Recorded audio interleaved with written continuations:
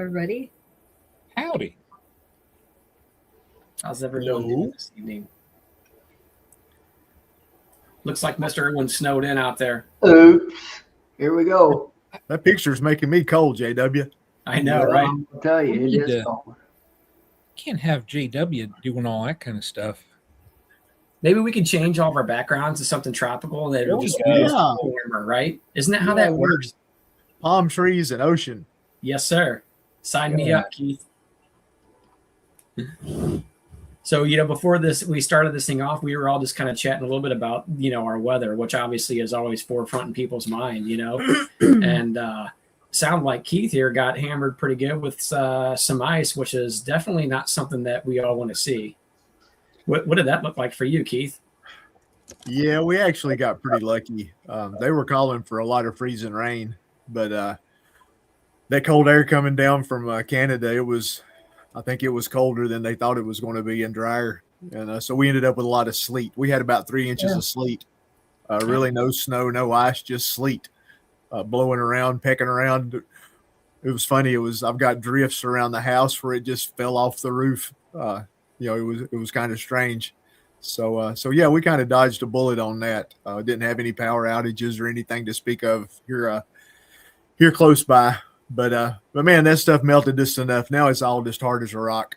I scraped the driveway and the sun hit it and it cleared the driveway up real nice everywhere I scraped. But everywhere I didn't scrape, it's hard as a rock. It's white ice. It's crazy. It's a block, right? Yeah. And now we've got some more coming this weekend. Another pick a number. 6 or 8 inches seems to be the best guess for what we're supposed to get. So and then it's down in the teens every night. Yeah. So yeah, it looks like it's going to be white around here till probably at least mid-February, maybe later. Right. So that's pretty weird for us. Keith, I can't remember how long it was now. It kind of escapes me when it comes back to time on this. If I said the date, I'd probably be lying, but I'll just say this: a few years back. So most people know that I provide a snow removal service with my landscaping company, and we've done the snow removal portion of the business for 23 years now, I guess it has been. And every year is slightly different. Generally, St. Louis doesn't get copious amounts of snow. And I would say average, I think when I remember looking at the other day, we were at our average snowfall in St. Louis is 16.8, which is really not that much. But this year we've already, I think, met that average or standard, which is kind of crazy. And it kind of brings me back to a few years ago when you started talking about all that sleet and stuff. So sleet is everything has its trade-off, right? So if you get sleet, you don't have to typically worry about power lines coming down, which, things like that can be catastrophic. When it's bitter cold and you're an all electric house and the power comes down, holy cow, that's, unless you have alternate heat sources, that can be completely catastrophic. But, again, like you said, when that sleet falls, you can clean it for so many hours depending on the temperature. But after so many hours start setting in, it starts locking into place and it starts turning into one piece of ice at that point. So that kind of gives me a memory back one year when we had got out and started pushing sleet. Well, we have fairly decent and big size plows with several trip springs on them. And I'll tell you, most of the time that we don't typically ever trip the plow springs on snowfalls, even heavy ones and stuff like that. But this year, or that year that I'm referring back to, I remember that when we were plowing, we couldn't put our wings out, which take it out to 10 foot in the scoop action. We got to stick with the straight blade action.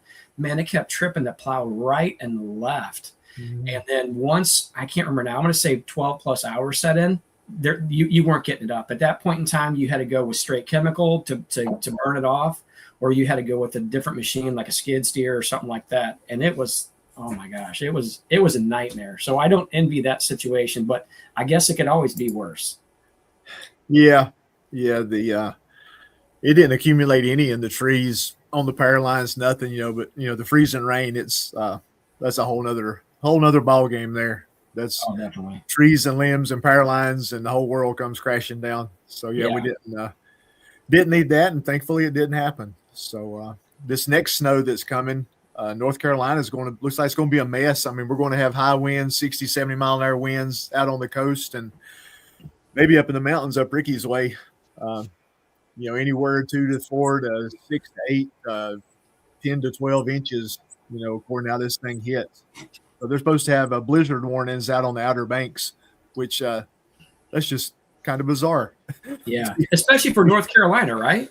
Yeah, you got to even say that blizzard warnings out at the beach. So, and then go up the coast and raise cane up the coast according to how far out the low goes to the east. So, I just want to let Eric know I have the snacks here in St. Louis, and the snacks are leftover trail mix, salsa, and tortilla chips. Yeah, from the dinner, from the you party. can live So off if of anybody that. wants to come over, That's got all the food groups. I know, right? Yeah, you got vegetables. That's and what we're having for proteins. snacks. Come on over. Yeah, All the stuff I told her not to haul home, it ended up getting packed in her car. I mean, I'll tell you what, from Navi, you guys, I mean, our car looked like a clown car. Like the Yugo when you have like 8 clowns pile out of it? Okay, take the clowns and turn it into beekeeping, just stuff, all sorts of things, right? And we didn't even order like that many things besides You all know that's a lie. No, it's not. It was like boring. Keith, this was boring stuff that we ordered. It wasn't even like fun stuff, I told him before we went to Navi, this is not going to fit in my car. It did. No, it didn't. Yes, Do it you did. know why it fit? Because how many frames did you order? From Bill, I ordered 200. He ordered 50. 250 frames from Bill. The only reason all of our stuff fit in our car is because they packed the wrong frames. So we didn't take frames home with us. But And no, pause. oh boy, here we go, Keith. As well as we had somebody else in our B club bring back all of my honey entries and my wagon because that definitely would not have fit in our car. Okay, Keith. Now let me spill my side. The honey entries donated. That was taken care of. Wagon goes home with Coper because I didn't want that thing to begin with. Okay. Bill's coming out for the frames. That was a non-issue when it comes to that. All the rest of the party stuff could have got delivered to someone else, which I told her not to bring home. I said, if we unload this, it does not go back in the car. And some of it did. Not that much did not go back in the car as far as the party stuff. I don't know what to say. Stop dragging Keith into it, Brian. Yeah. That trail mix, man, that'll come in handy for a long time though. I mean, the trail mix, I could keep that till our party next year. Yeah. That's not going bad. The Right. salsa, that can probably stay till our party next year. I don't know. About It's salsa. That never goes bad. It The needs chips, turned to vinegar, basically. the chips, they probably won't last till then. But I'm just saying, No, but in our car, there was literally room for him in the driver's seat and barely room for me in the passenger Oh, that's seat. what I was accounting for. Me? You not being in the passenger seat. I was going to load this stuff there, Keith. That's what it was. I knew I had this figured out. I knew I had it figured out. No. Fun times. I'll tell you what, though, if you would have given my wagon to Coper, I would just went and bought a nicer one. No. Coper would have gotten that wagon. He'd have been hauling it home. I know he would have. He could have had 2. I couldn't fit another thing in my vehicle down at Nabby. So wait, Bees in the Abyss is confused. I missed. Bee in the Abyss said, "What trail mix are you talking about?" So there was food left over from the party. There's a whole box of trail mix packets. Oh, So I here, don't click see on what this it one. is. Me and Keith need to band together right here. This is Keith's lovely wife right here, Miss Spillman. Tom threatened to leave my wagon behind last year too. Yeah, that was this year wasn't a problem. Last year it was close. Sounds like Keith and I are on the same page. His Yeah. Eric's springs took a week to recover. Our bodies took a week to recover. We were so sick all week after. Yeah, Navi. Eric, I think you were there and helped us unload, if I remember correctly. But I think you've seen Melissa's. She has a Ford Explorer, and I'll tell you what, I don't usually see that car sag, but we never really typically load it out like that. And I'm like, this car definitely looks like it's here got a it little is. bit of weight in it, but it Here's the did trail well. mix. I'll go get the box of trail mix and show you what I'm talking about. Well, everybody knows what trail mix is.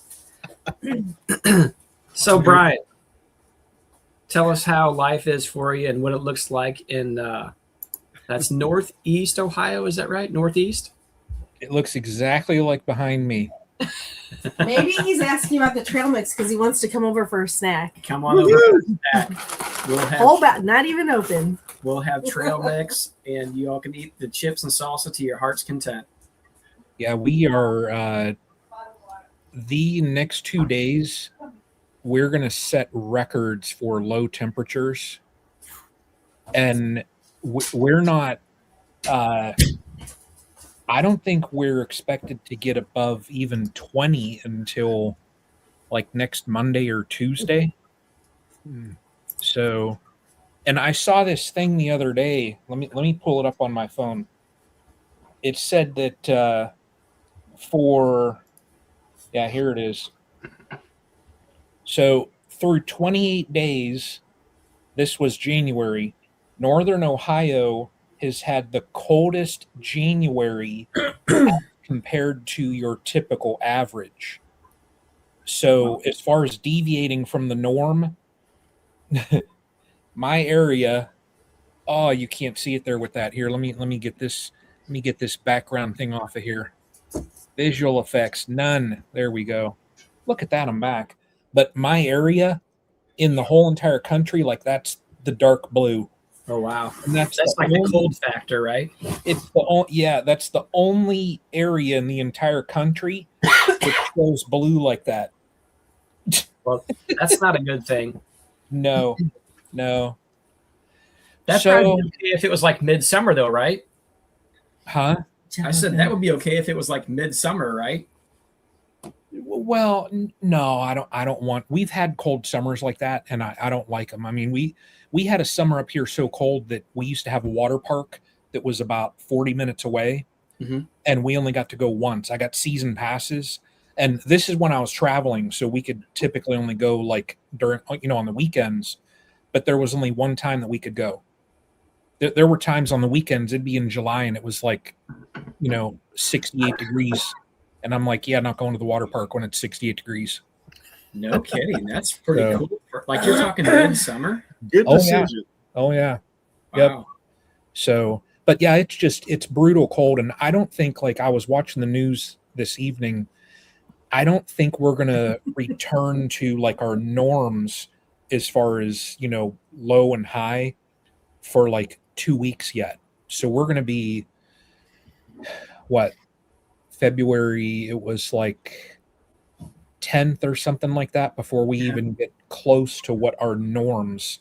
So today they said our normal high should be 34 and we hit 10. Yeah, that's pretty nasty. So, yeah, it is. And, like I commented on one of Fred Dunn's videos and he had said, hopefully with these cold temps, it doesn't just, basically just have a reoccurrence of last year, what happened to a lot of people. Yeah. So those that were small, not prepared, it's just that extended cold where you're single digits or negative temps, they can only handle so much. Yeah. So, and that's kind of what we've seen too. I remember like when we left the North American Honeybee Expo, everybody split out because like Saturday evening, well, it might have been more like early Sunday morning in Louisville. Saturday evening in St. Louis is when that storm started pushing through. The temperatures just went downhill. They all plummeted, and they stuck down there, I think, until the last few days of January, and then it popped up like reasonable. I would say average. That might have been somewhere around the 35 to 40 degree mark. So pretty reasonable. It was a warm up for this extreme temperatures that we were having then.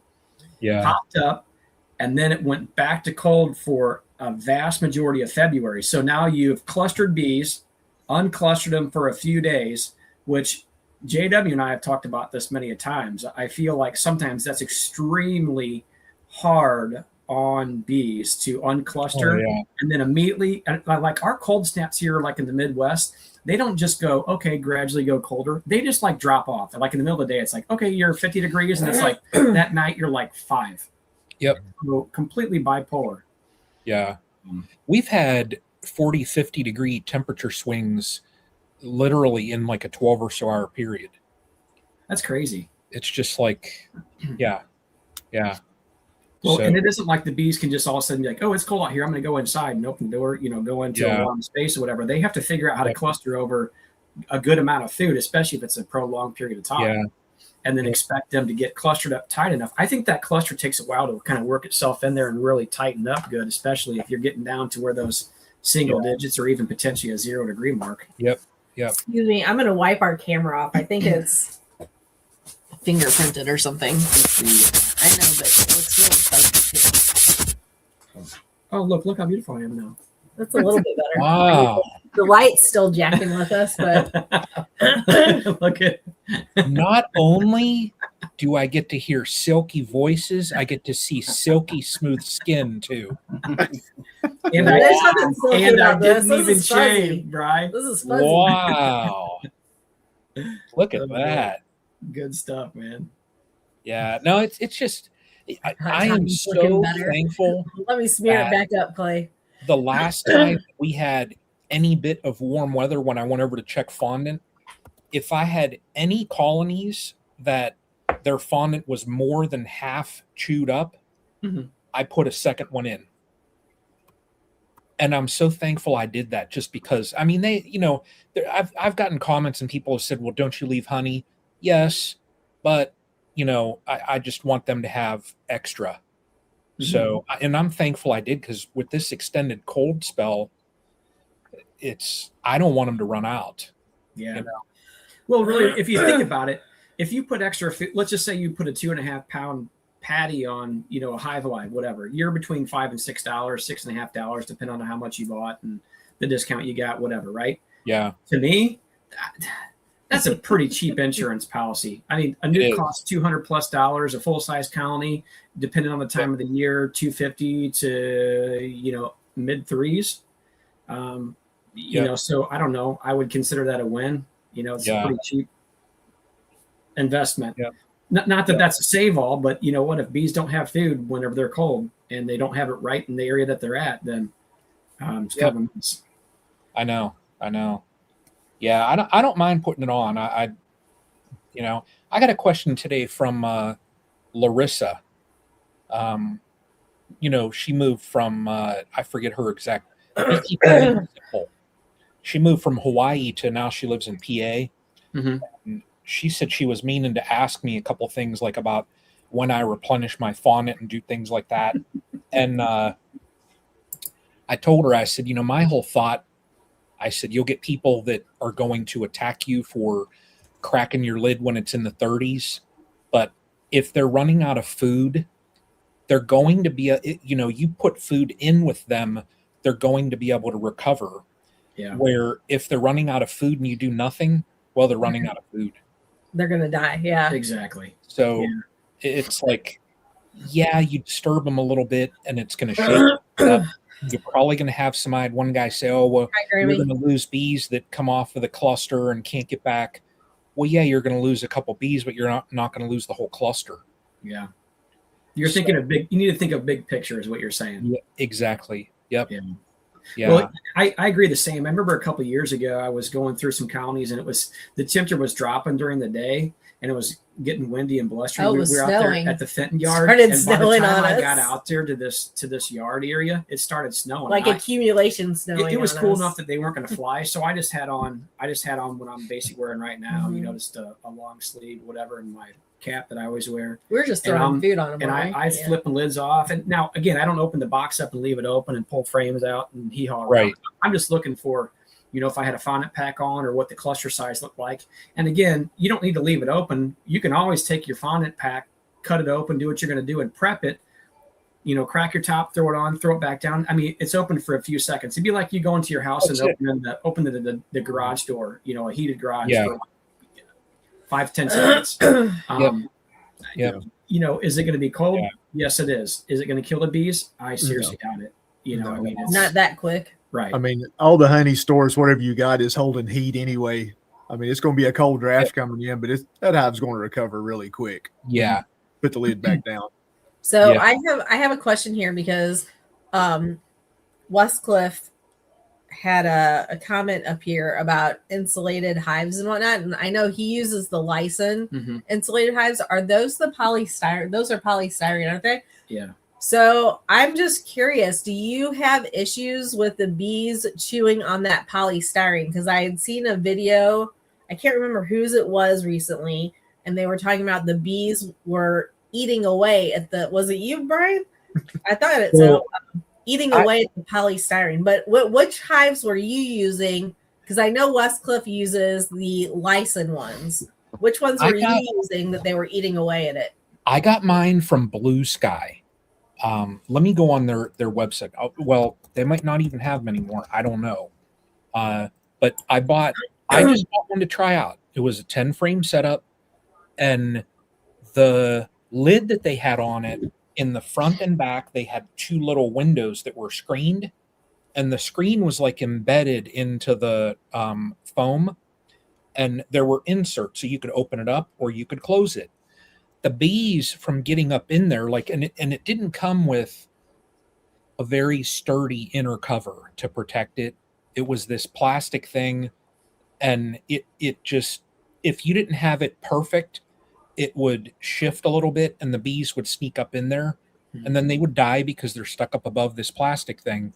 But in the summer, when it really didn't bother, it doesn't matter whether they get up there or not, they started chewing at those darn windows, and they literally chewed it to the point that all of the screens fell out. I couldn't even put the inserts in. So I would have had to have, I could have gotten Great Stuff foam or something like that and patched it, but they literally did that to all 4 of the windows. They chewed them so bad that the screens fell out, and then they had chewed up my bottom board so bad that my deep that I set on it was... I made an invisible post, Todd. See? Sarcasm at its finest. See? I love it. But they had chewed up my bottom board so bad, my deep was like wobbly sitting on it.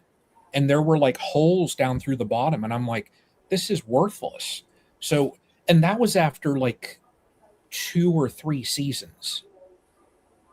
It's just, I don't know, like,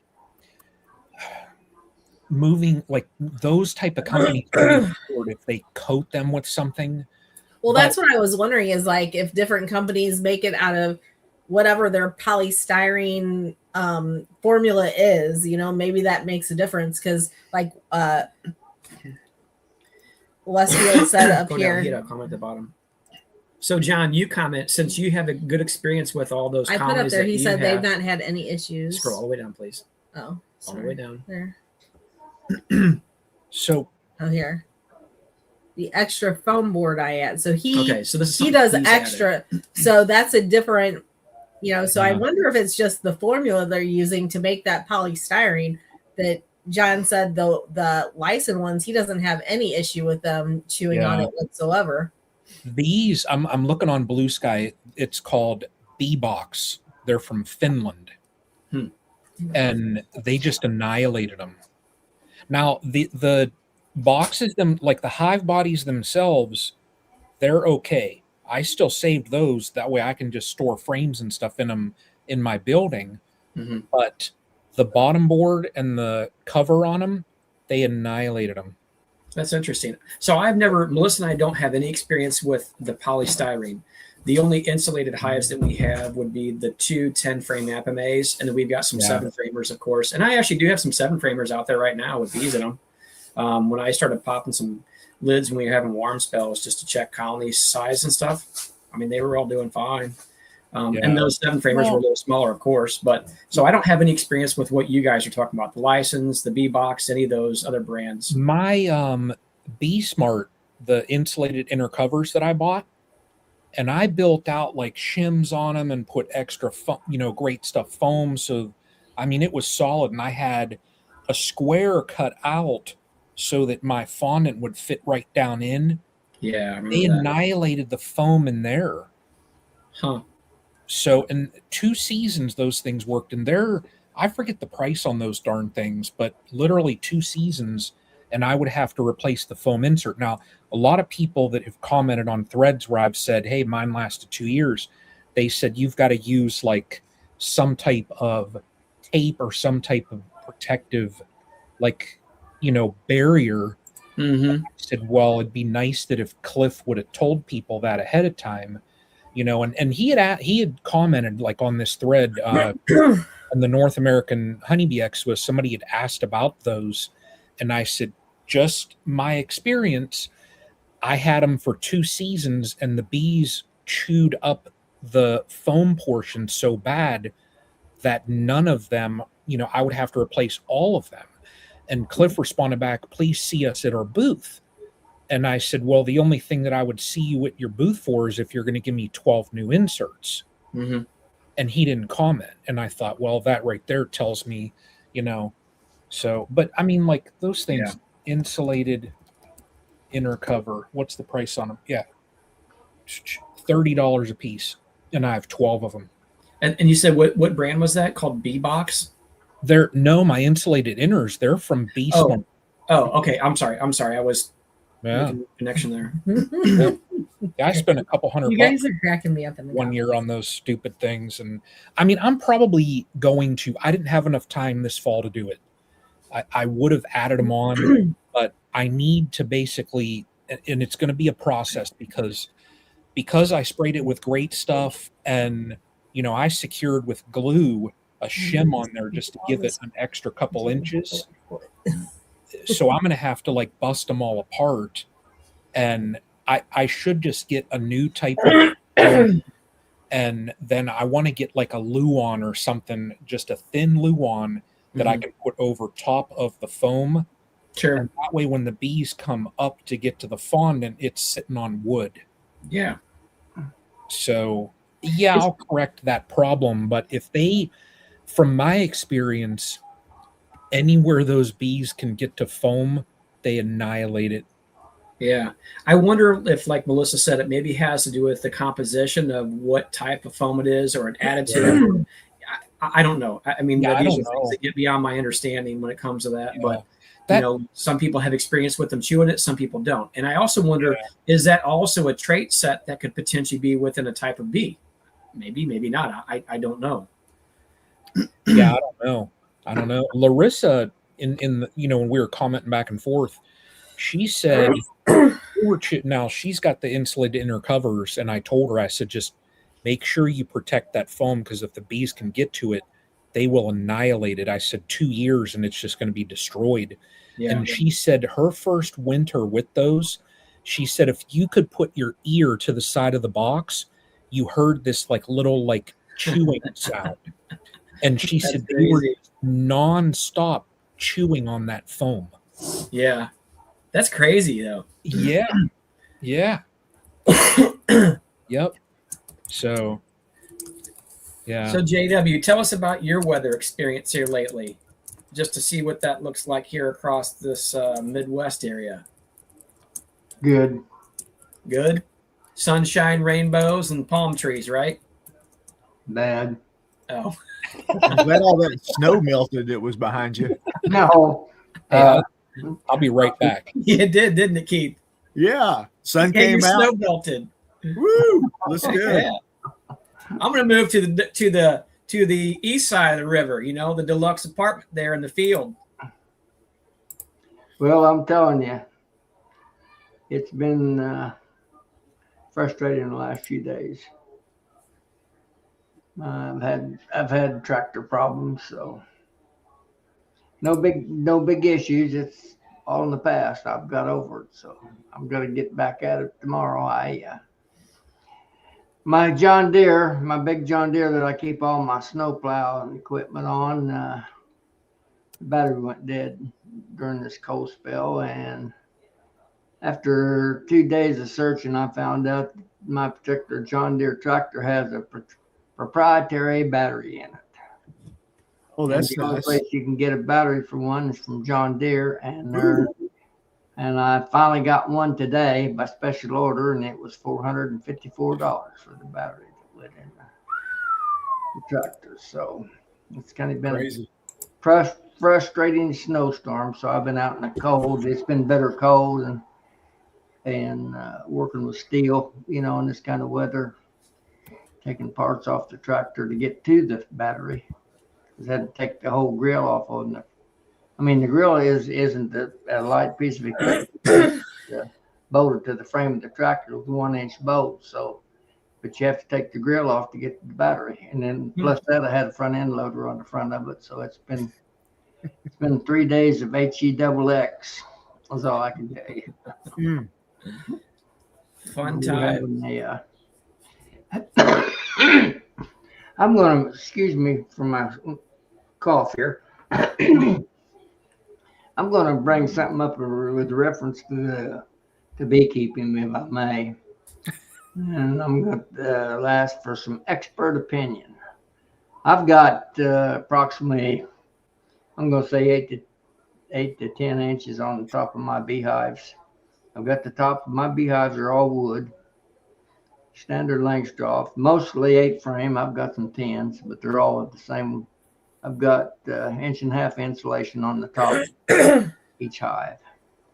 I've noticed this, that I've got some Apamay bottom boards on some of my hives, and the only ones that I've got snow or ice, and I've got them all shut down. Even all my hives, I've got them shut down to about 1.5 inch entrance, 3/8 entrances on now and everything. The ones on wooden or screened bottom boards, the whole entrance area is completely free of ice or snow, and on the Apamays, they've all got ice or snow on them. Now, I'm not talking about Apamay colonies. I'm just talking about Apamay bottom boards on my standard wooden length trough. Anybody got a suggestion or an explanation for this? I don't think I'm qualified to give you advice whenever you've been beekeeping longer than me. Short answer is I don't know. That's a good question. It's a curious situation to me. I'd never noticed it in the past, and I've had some pretty serious snow, but I didn't have those. I've only had those Apamay bottom boards like for 2 years maybe. Time gets away from me, but I haven't had them too. As compared to the other ones, but I've always actually made most of my own bottom boards out of all, inch one by stuff. It's 3/4 thick, but I don't know if the wood's holding the heat better than the plastic, maybe.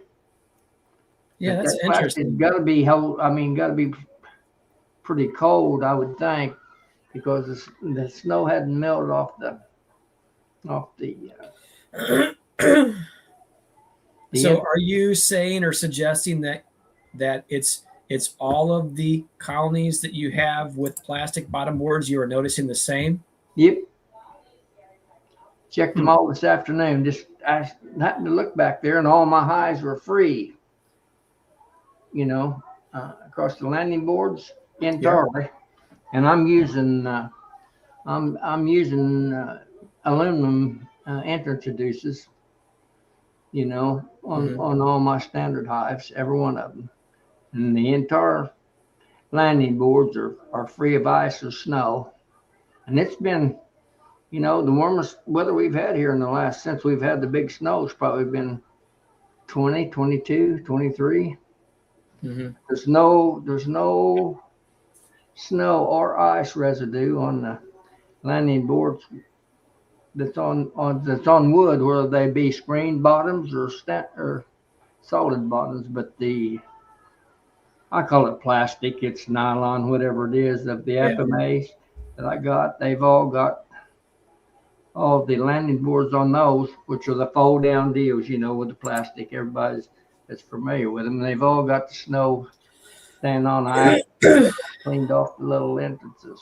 That's a pretty good point right there from Philip, and that could make a sense. And another thing that you said, and I know you do this, you have the shiny aluminum entrance reducers. Yep. Now, there's definitely going to be some, what's the word I'm looking for here? Some solar reflection from that. Maybe that's a good point. I'm just, it's That's a just big thought for you, there's babe. no big deal. It's not. Is there steam coming from the top of your head? It's steaming, folks. I don't think it's anything that's life threatening to the bees. It's just a curious observation. Yeah, that is interesting because you noticed it.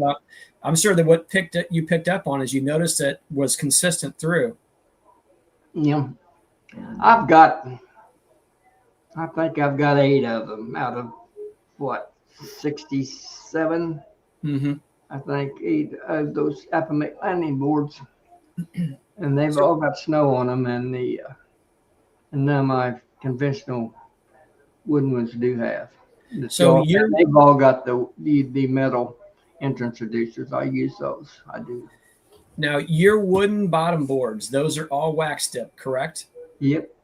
Okay, so have any of them started to do like mine do? They get that black kind of a. I don't want to say mold because I don't think it's mold. I think it's just like they start to kind of turn a little bit black, grayish and kind of black. Are those doing it or not necessarily? No, I've not noticed any of that, Tom. The only reason I was even going that direction was obviously black will absorb heat and put it back off. So potentially something that a white car and a black car is going to get hotter than a white car is going to be because of reflection. I've got some of those eco dip. Yeah. Some of them are getting to be 4 or 5 years old now. Some of them they're almost black. They draw a lot more heat to the bees, during the hot summer. I've noticed that. I mix them up. I try not to keep them, a whole solid. Like if it's two deeps and a medium, I try to mix them up where they've got some light where they can. Because those eco-treated boxes that turn darker with time, eco wood, whatever you call it, I like it, and it's a decent preservative in my opinion. Did you wax dip your eco wood boxes? Yeah, I certainly did. And in the real hot summer, them dark ones, they'll actually weep a little bit of that wax. They don't actually weep, but you can feel the wax coming to the surface on them because they're that that darkness draws that much more heat than the ones that I did in eco wood. Yeah. So here's a pretty good comment. Just for that reason, because I noticed it was drawn in the summer months. It was drawing quite a lot of heat. Sure. So this is a pretty interesting comment from Ryan. It's just the observation that I happen to make. I don't think it's anything, that's going to affect the livelihood of the bee colonies, but it's interesting as to why. There you go. That'll keep the bees from eating it, Brian. Here you need. This is what you need. Yeah. Can you come up with this, Mr. Irwin? I just read that. I probably could. I'm awfully smart, We need a video of that. I would love to see somebody taking a poly box thinking that they can wax dip it. Melt it down. That thing down in there, and then they'd walk somewhere and walk back, and their box would be gone. Yeah. Like, did somebody steal my box? You just see the plastic with the remnants of the plastic ring floating at the top, like you see on the license and all that, So here's a question. I don't know if it'd be hot enough, long enough to melt it down or not. So here's a question. I'll try one. I think you just left the chat though, so sorry. I'll dip one this summer just to see. I've got some of those poly.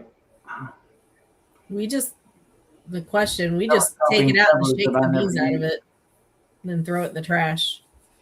Yeah. Yeah. Well, wait, pause. First, we squish all the hive beetles that are hiding in the bag, and then we shake the bees out. Yeah. And the fondant packs, or you talk about the pollen? The fondant pack. I've never had any.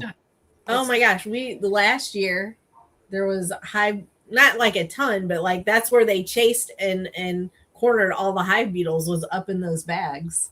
We don't typically have many problems, and it wasn't a problem. You just seen some up there because obviously, the research that I read before says that going through the fall and winter months, somehow the hive beetles trick the bees into feeding them, and obviously they're going to stay with the cluster. And we've seen that before. It's never been what I would consider an issue. I mean, I don't really concern myself much with it, to be honest. Melissa, I've suggested if you eat those hive beetles, when you shake them out of there, that'll cut the reproductive chain completely, and you'll do away with the hive beetles eventually. It may take 3 or 4 years, but it will work. Okay. He's got some good advice for you. I just squish them. I gotta switch this up. Here we go. Oh, yeah. Oh, my word. The Going classic back right here. there, Bride. That's classic, buddy. I figured I might as well contribute. That movie has got to be one of my favorites. I've seen that movie probably 50 times, and I will laugh each time. Yeah.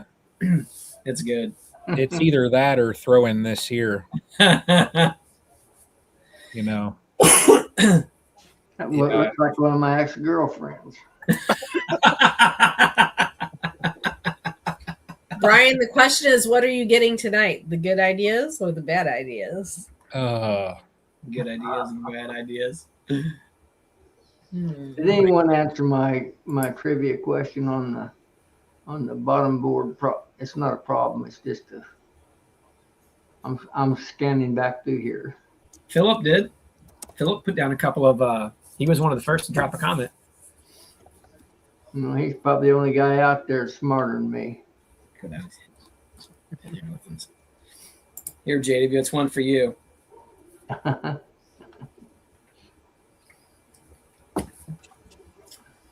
Your girlfriend, did she have that good facial hair? Yep, Oh boy. sure did. Oh, Hanky May. That was her name, Hanky May. DC apparently wants you to repeat the question. He wasn't. DC, were you not paying attention in class, sir? Brian, good luck. It wasn't a question, DC. It was just an observation I made. Oh wow. No big We're all deal. going to say a little prayer for Brian real quick that he gets through this meeting. with Oh, he'll do patience. fine.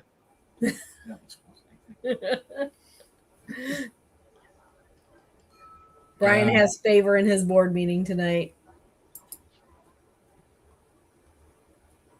Oh, DC was eating dinner, so he missed your question. That's why. Well, the important question for DC is, what was for dinner?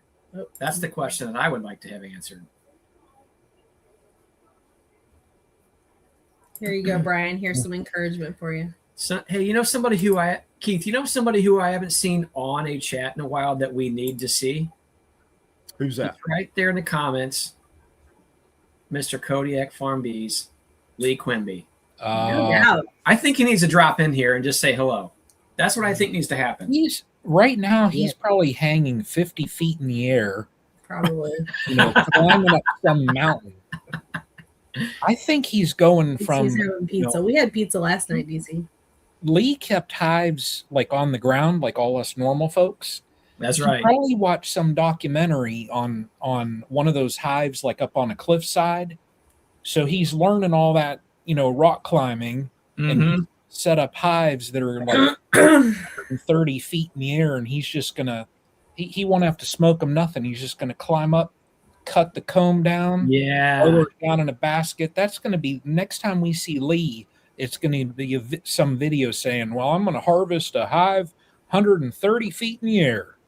What country do you typically see that from? I don't want to say in an Asian country, but obviously as one of those countries near the equator that's very tropical and warm, you see it up in the top of the rainforest areas. You see those folks cutting those huge open air hives. Indonesia, mostly, I think, Tom. Mhm. Okay. I think so. Central Nepal. Now, hold on. I'm going to say this. With climbing gear, Lee could potentially get me to go up on a hive like that. And That that would means- actually be kind of cool with proper climbing gear. And I know Lee's mentioned me many times. It's like, hey, when he's been down in like southern Missouri and northern Arkansas, you know, a few hours from me, it's like, hey, come down and climb. And I'm like, I have no interest in doing that. It just doesn't seem like, I don't know. You know, I think No. he's got an adrenaline streak in him that he needs to get filled all the time. You know what? We didn't address like why we're live on our channel tonight. Why Ricky couldn't go live? Oh, Why was Ricky? well, he had personal business, He had puppy business. puppy business.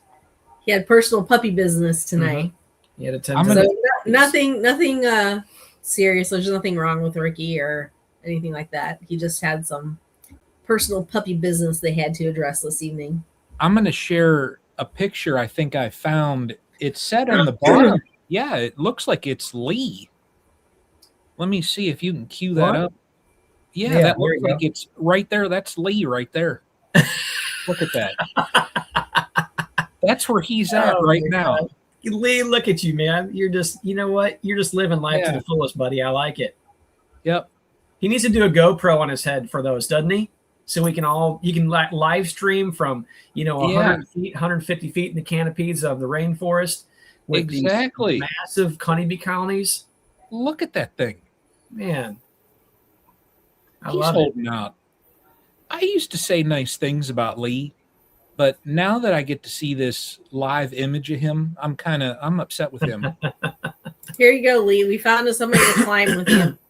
There you go, You and Michael Mayhar can climb it up together. Michael Mayer. Look at that. And they're using For her. bamboo rope. That's not sketchy, is it, Brian? Yeah, there is no way my So fat Lee does foundationless. there is no way I killed that shot there. There is Oh, no yeah. way my rear is getting up on that darn bamboo rope. Oh, no way. Yeah. It didn't even look like he had any safety gear on. That dude's 100 and some feet in the air on a bamboo rope with knives to cut down bees. That's Lee, crazy. I'm not doing it, buddy. Well, like those people that do those climbing and then they sleep there and camp out on those Yeah. Oh yeah. hammocks. Like, Yeah. no, not at all. That's craziness. 1,000 feet in the air, and they're just catching some Z's on the side of a Well, cliff. somebody sleepwalk could be in trouble on that deal, wouldn't it? Melissa? I mean, I guess if you had to go to the bathroom, all you'd have to do is turn over and just let it drip down through the bottom of the hammock. Yeah. We tried today, Philip. We tried to get him to go live today. He's like, Oh, I don't yeah. know if I'm going to be able to. I'll let you know later. Yeah. Yeah. Bless you. Portaledge, Yeah. as it is. Kind of snuck No up on way. Here we go. Mhm. I assure you, I would not do that. That was never our Intention. intentions Yeah. to host live streams all the time. That's not something that we had interest in. Tom doing. used his silky voice to lure Ricky in. That had me cracking up when I read that comment. And Melissa's like, "Hey, did you see what Brian put in there?" I'm like, "No." So I went on the thing, and I'm like, "Oh, you got to be kidding me!" This is exactly right, Eric. Uh, No free breakfast with waffles. Yeah, that's right. yeah. If anybody wants to see the comment that Brian here at Castle Hives dropped on us, go to our YouTube channel and look at the video that Melissa posted. Well, we could do a commercial break and We- play we the don't- video. We don't really need to. You all can go there at your own leisure and look at it. We were basically making a Ad. advertisement and ad for the upcoming Madison, Wisconsin conference that Melissa and I will be teaching a comb making class at, and Brian, and then his crew with the stream team, Greg and Bruce will also be there. So I'm looking forward to it. It's going to be a fun time for sure. Michael, 21st B, will Maher. also be there. Maher, Murr. Let's just call him Murr. Yeah, whoever he is. Murr. Murr. That Michael guy. Yeah. Yep. He'll be there. So the video is it's funny. I think it's funny because It we is. roped my nephews into being in the video with Mhm. us. So Is that who that was? yeah, they're Yeah, my, that's our nephews. so they had a snow day and they were off school and they were at my parents' house. And we were like, hey, let's go get Jasper and Emmett to do this video with us. We were brainstorming ideas of clever ways to bring attention to the video that we were doing that we could advertise there on the Midwest Honeybee Expo Facebook No page. angels. Huh? Snow Angels. Yeah, Yeah. that could have been one. Angels. So it was just silly nonsense, but it was fun. I was surprised that they were eager to help us. to be quite honest. Speaking of Midwest, Ron, Clay how has you- her back here. I said, speaking of Midwest, Ron, how are you getting over? Are you going down and going over with Greg, or you got cut across 80, or you flying over? How you getting over? I'm gonna drive over across 80. Yeah. Yeah. It's actually longer for me if I were to go down to Greg's. Yeah, it would be. It's for there's 224 south, isn't it? Yeah, it's 2 hours 15 for me to get to his place, and then it's actually like because he's south, Yeah. it adds on like an hour and a half time. Oh yeah. So Yeah, I'm just south of 70, about 40 mile, and it's 5.5 hours from me to Madison. yeah. I've checked GPS a couple times and it says that it's like 7 hours 20 minutes for me to get over there. I imagine So if you can get to Chi-Town. yeah, and the only like I've done that drive before just because I've gone to Madison actually for work because Yeah. that's where that's where the headquarters is, outside of Madison. Okay. So I've driven through there, and the only like slow up in that entire drive, it's when you got to scoot around or either through Chicago. That's the only slow up is Yeah, sort of. Yeah, it all. You catch 94 and 90 up through there. yeah. Buzz. I'm just curious, as were you driving, or you and No, Greg were going to meet up someplace, or what was going on? Yeah. I'm gonna drive flying over. up. He's not driving, is he? It's kind of. Bruce is gonna fly up, yeah. Yeah. And I texted him earlier today, Tom, about what we were talking about, and I don't think he responded back. No. Yeah, he didn't. I asked him, when do you arrive in Madison? He's a side, he's well, you can't even say he's a sideliner anymore. He's commercial. Mm-hmm. So, and he's above 30K now, so I got to call. He already told me I got to call. I can't call him Bruce no more. It's Mr. Jenny. There's a question there if anybody has an answer for it. Is he making everybody refer to him as that? Just me, he said. Oh, just you. I gotcha. What do the tolls cost between? So I know Ohio Turnpike. Like if you're going Buffalo, you'd be coming like Route 90, scooting down by the lake. I don't know what the tolls are up there. There's one or two. I don't know what they are. The toll across Ohio, it's like $40 or something like that now. Goodness gracious. Holy It's cow. it's getting crazy. Now I could be wrong. Let me see. The old Google. I mean, tell him, say, hey, you don't want to buy the road. You just want to drive on it a little bit, Entire toll across Ohio. Let's see here. Right. So I was off $10, so it's around $30 for Ohio. So now Easy Pass, they say it's $19 with an Easy Pass. So if you got a commercial vehicle, it says it's $74. Holy cow. Yeah. Now that's a pass. Easy Pass? Is that what you're referring to? Easy Pass is that it's like that little sensor you can put up on your windshield. See, Yeah, Missouri's toll road free, so we don't. Easy Thankfully. Pass, it gives you like a 1/3 discount.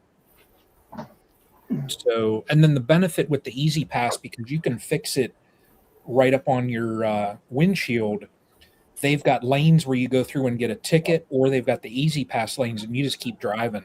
Yeah.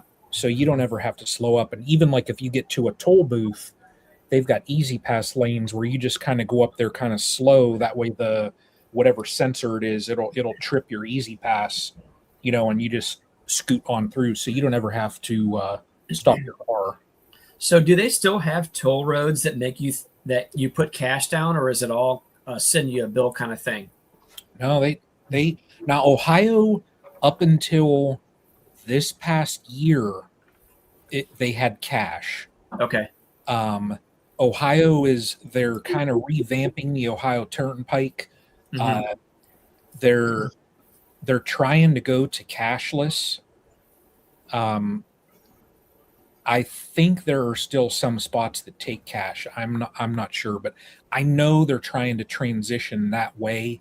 Just it'll eliminate I mean, you got people sitting out in those shacks basically Mm-hmm. in the middle of the winter freezing. I've talked to a couple of them because, when I used to travel a lot, I've just commented like, you got a lovely like evening there, and they'll be like, yeah, we're in here freezing. Hold on. Are you suggesting they don't put heat in those things? They do, but they're all glass and all that. Oh, So how And much? all the windows are open. Yeah. Well, that's true. That's true. Yeah. Yep. That's true. Yep. Yeah. Every time a car comes up, the whole all that window's open, so it's lousy. But yeah, now I know like by me, this is the last exit before you get then to the Pennsylvania Turnpike, and they've gone to cashless right here. Like they just they ship you a bill. Yeah. But Yeah, So coming here's the back thing from about tolls. When we went, where did we go? That we had a toll in Illinois. And in Northern Illinois. Was it when we went to Wisconsin last year? I think so. Okay. I tried to go online and pay this toll. I can't tell you how many times with several different credit cards and debit card, like every way I've tried to pay this. And every time it says that it cannot process it. Apparently, we didn't have any money in any of the accounts, Brian. And not like all in one day. Like I've tried multiple different times that's to pay this, and we've never received a bill. Nothing's ever been mailed to us, and it's like for $5. It's like nothing. So maybe we'll make it to Wisconsin. Maybe they won't let us pass the toll. see. I No, guess.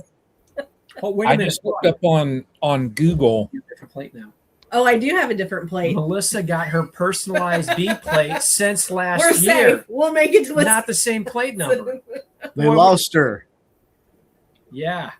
But yeah, Her- like I've tried to pay this toll. I can't tell you how many times, and it just every time it says like it won't process. And like I said, I've used multiple different cards to try to, because I'm like, well, maybe something's wrong with the card. Like it just for whatever reason won't process it, and it just will not go through. And like I said, we've never received anything in the mail or a bill or anything. So I don't know. But when I go on the website, I'm like, it shows up. Like when I put my old plate number in, it shows up that we owe $5 or whatever it is, but it will not let me pay for it. Yeah. I'm just looking on Google Maps just to see the route, and it says that the entire tolls it's $44.22, and then I'd have to take out a third of that for the Easy Pass discount, so it'll be what over $30. What's $44.22? Yeah, but Yeah, we hit them on the West Virginia Turnpike coming back from Navi. Mm-hmm. This was the first year we had our Easy Pass sticker, though. We use that in like North Carolina and South Carolina when we're going to Charleston. But it works up in West Virginia, wherever also. But yeah, that's a lot slicker than having to stop and pay cash, which they've still got the cash booths on the West Virginia Turnpike. Mm-hmm. Oh, okay. But, you just cruise right through with the Easy Pass and wait for the green light. Mm-hmm. Then it's like the drag race starts. Everybody kicks it. Here you go again. Yeah. Yeah. Yeah, I'd be a guy that when you come up to pay, it's like, oh man, I'm going to lose all my footing. I've been working for miles, speeding past all these clowns, and now they're all sneaking past, and you're like, hurry up, give me my change, and you're like flooring it out of there, hitting it up to 90 to try to get in front of people again. Guys do that, and if I'm eyeballing the car and I'm like, yeah, you ain't passing me.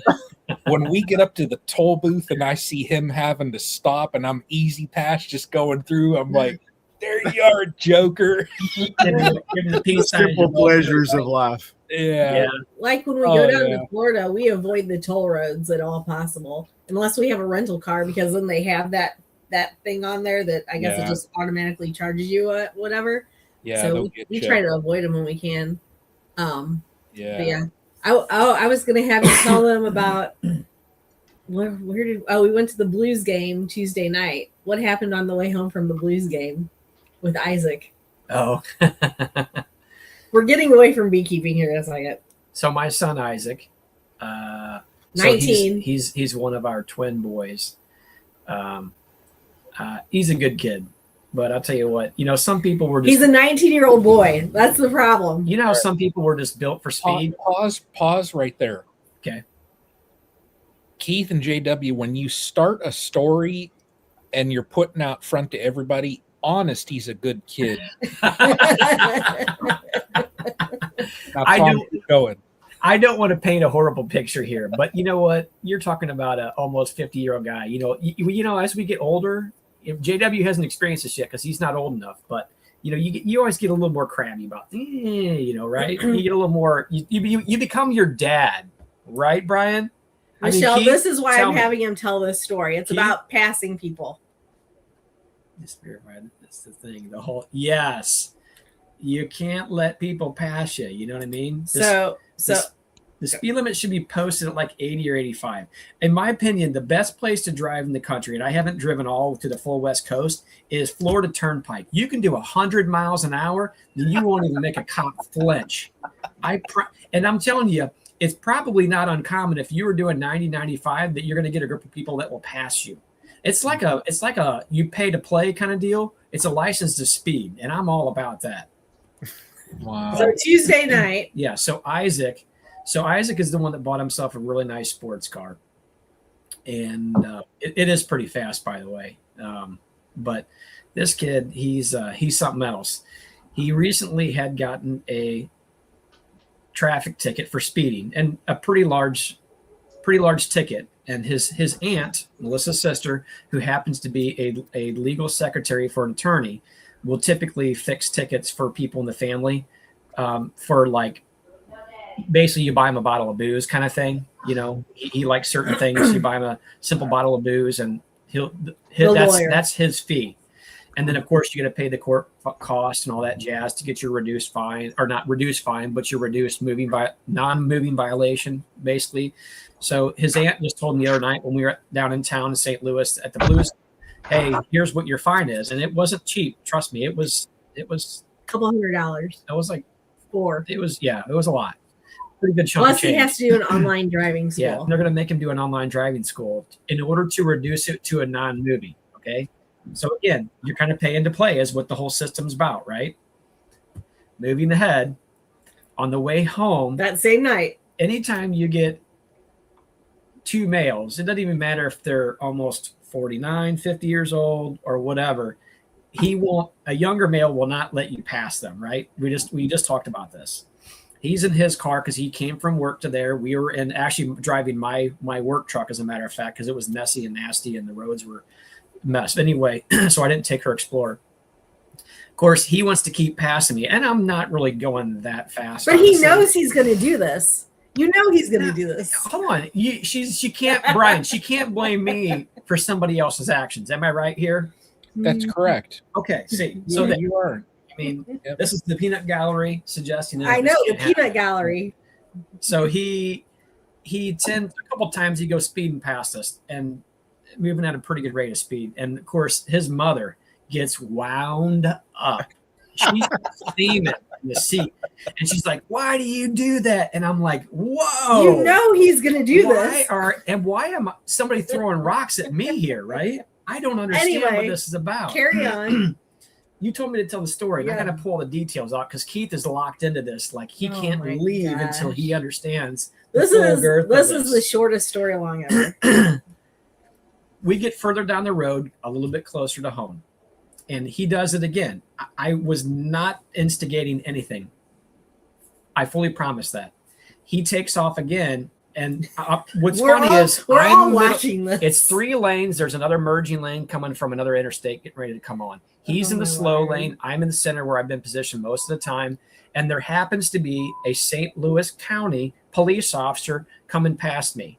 Now, I'm certain the county cop was speeding by at least 10 plus miles an hour because I was doing at least 5 over at that position. and he was actually moving past me fairly quickly. And he had already pulled off my bumper at about the 11 o'clock position, so a good little head. Isaac takes off from his position. In the slow How lane. this kid did not see this county cop was beyond me. He takes off, and I'm like, is this kid stupid, or is he just looking to We're in the truck. Our other son is in the truck with us and his girlfriend. And we're all like, oh my God, he's stupid. He's I stupid. know. And my jaw just dropped, and I'm like, oh, this kid's going to go to jail. Pulls in front of the cop. Well, not in front. But in front. He cuts in the across lane lanes, in but when you're moving at a pretty good clip, and my guess it was probably not too far from being triple digit is my guess, because he scooted pretty quick. And then I expected the cop to immediately light up the cherries and chase him, and he didn't. And I'm like, we're why watching. is this cop not chasing him? And I'm thinking to myself, buddy, give this kid a ticket. He deserves one, right? And then this kid doesn't- Where's the cops when you need them? I know, right? But then he cuts all the way across the highway. He did signal when he did it, cuts all the way across the highway, and then starts to cut back. But at that point in time, they've How gotten far the are they? distance in front of me by a few hundred yards, so I can still see them, and it's dark, but not like great. And I'm following tail light shapes at that point to know who's who. And then he comes back over, and I see the cop slide over, and I'm like, oh, here it goes. And then up a distance ahead, I see cherries. I'm like, he nailed him. And I'm like, and I told her, she goes, you might want to pull over. And I'm like, nope. And she's like, in case, like the cop He's like, you're pulls getting in the him car out with me. and is like, they're going to tow his car or something. I'm like, that kid's on his own. And I'm like, I just kept driving. And so Wow. anyway, we're getting home, and I did kind of slow down a little bit in case that there was something that I had to do. We got probably 10 minutes down the road when he called. Yeah. He's like, you're not going to believe it. He I didn't get anything. He called his mom, okay, and I'm trying to eavesdrop, and it wasn't on speakerphone. I'm trying to eavesdrop to understand what this was looking like, Yeah. and hearing the tone in her voice and stuff. And then I'm waiting him to say, Melissa, to go turn around. We got to go get his car or something like that. And I'm like, I'm not doing it. This kid's on his own. He's gonna feel the full brunt of this thing. And I can't believe this police officer must not have had his radar on. He basically says, he gets up to the car, and he comes on the passenger side, I believe. This is where he had pulled off for safety. And he says, license and blah, blah, blah. And so anyway, after a brief little conversation, he says, well, your insurance. And Isaac's like, well, it's on my phone. Hands him the phone. The cop looks at it, and he goes, yeah, he threw my phone back in the seat of the car. And I'm like, if that's the worst he did, I think I'd let that one ride, Yeah, really. And then he says, give me a second. Takes his license back to the car, comes back, and he goes, yeah, he threw my license down on the seat. And I'm like, again, I think I would let that one ride and not open my mouth. And he didn't. He is a respectful kid. He always has been. And so he was never disrespectful in that way. And I was just like, okay, and he's always a pretty calm, cool, and collected guy. But anyway, I fully expected this kid to get a ticket. And he got away with nothing. He's lucky that cop didn't have his radar on. I'm actually glad for him that he didn't get a ticket, but I'm not going to lie and say there wasn't a small part of me wanted him to get a ticket again. The only time. But as a mom, to see your kid pulled over on the side of the highway, and you're like, oh my God, what's going to, like, it was. Like, if I saw one of my kids getting pulled over, I'd be cracking up laughing. Well, him and Andrew are like trying to take pictures as we roll by. That'd have been a great social media shaming, wouldn't it? Yeah. Yep. It's That's just when you nice. go live on your phone and you sit behind them. Oh my word.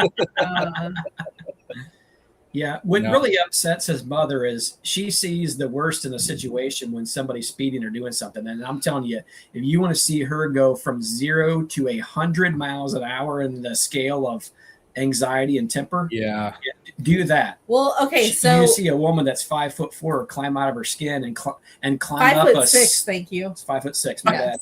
Climb up a 6 foot tall kid and knock him down to the ground. Yeah, that'll happen. So our other son, what was it, a year and a half, 2 years ago, he had a street bike, and Life 360 is the best and the worst thing that was ever invented, because when he's on two wheels flying down the highway at 130 miles per hour, like, that is not comforting whatsoever. And I did come unglued on him as soon as he walked in the door. Oh my God. That is like Keith, you probably know. So when I used to travel a ton, this would have been I was working in Charlotte at Nirvana. They gave me, because I had like whatever the top tier status with National was for rental cars. Mhm. I had like their top tier, this elite whatever. And when I got into the Charlotte airport the one day, like they would usually just ask me, what type of car do you want? Mhm. And I was just BSing with one of the guys that I would see routinely.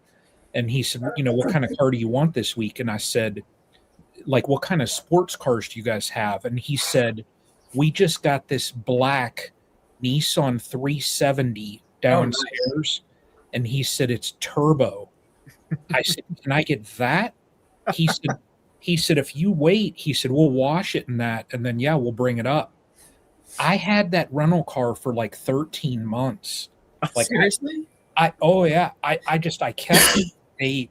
It was cheaper for a monthly rate Yeah. than keeping it 5 days, turning it in. So it was cheaper to do this extended thing. Sure. When you go on Route 77, when you're going south, like from North Carolina to South Carolina, south of Charlotte, there's a stretch in there that's a good little bit where there's solid cement divider. Mhm. And there were never any cops. Never. I would always behave in that little car until I got down south of Charlotte, Right. and then I'd step it up a little bit. And I'm just, going back and forth. And there was a Mustang or something that we were just toying around, probably around 100 or so. And it reminded me of Fast and Furious, this little rice burner car come up. Right. And the Nissan, it was stick. Oh, perfect. Come up and they're horsing around, and I just downshifted and took off.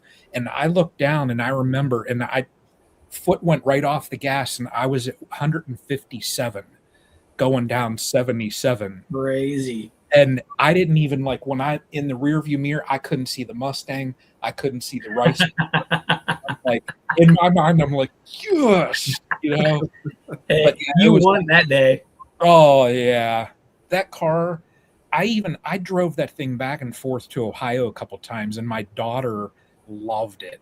I'd go and pick her up, and that car was. I would take it and have it like washed, and I would wax it and stuff. And my one buddy that he was a consultant to, he was like, "Dude, you're treating your rental car like it's yours." And I'm like, "But look at it, Oh, that car was sweet. I mean, having it for 13 months, that'd be a pretty sweet gig, right? I did, and then I took it. So when we finished up in North Carolina, I had to go up to Virginia, and I just drove it up to Virginia. Like I asked him, I said, "Hey, do I have to turn this car in here? We're going up. They're transferring us up to Manassas, Virginia. Can I take it up there, and then I'll just turn it in Virginia?" And they said, "Yeah, that's fine." So, I kept that car through 2 states. Wow. Yeah. Yeah. Now I'm a lowly peon since I don't travel, so I have no status. So I'd show up at a rental agency and they'd give me like a 1970s station wagon. Woody. Yeah. Yeah. It'd be like Clark Griswold. Oh, great. Back to family vacation. Yeah. It always goes there. Always goes back. It always goes there.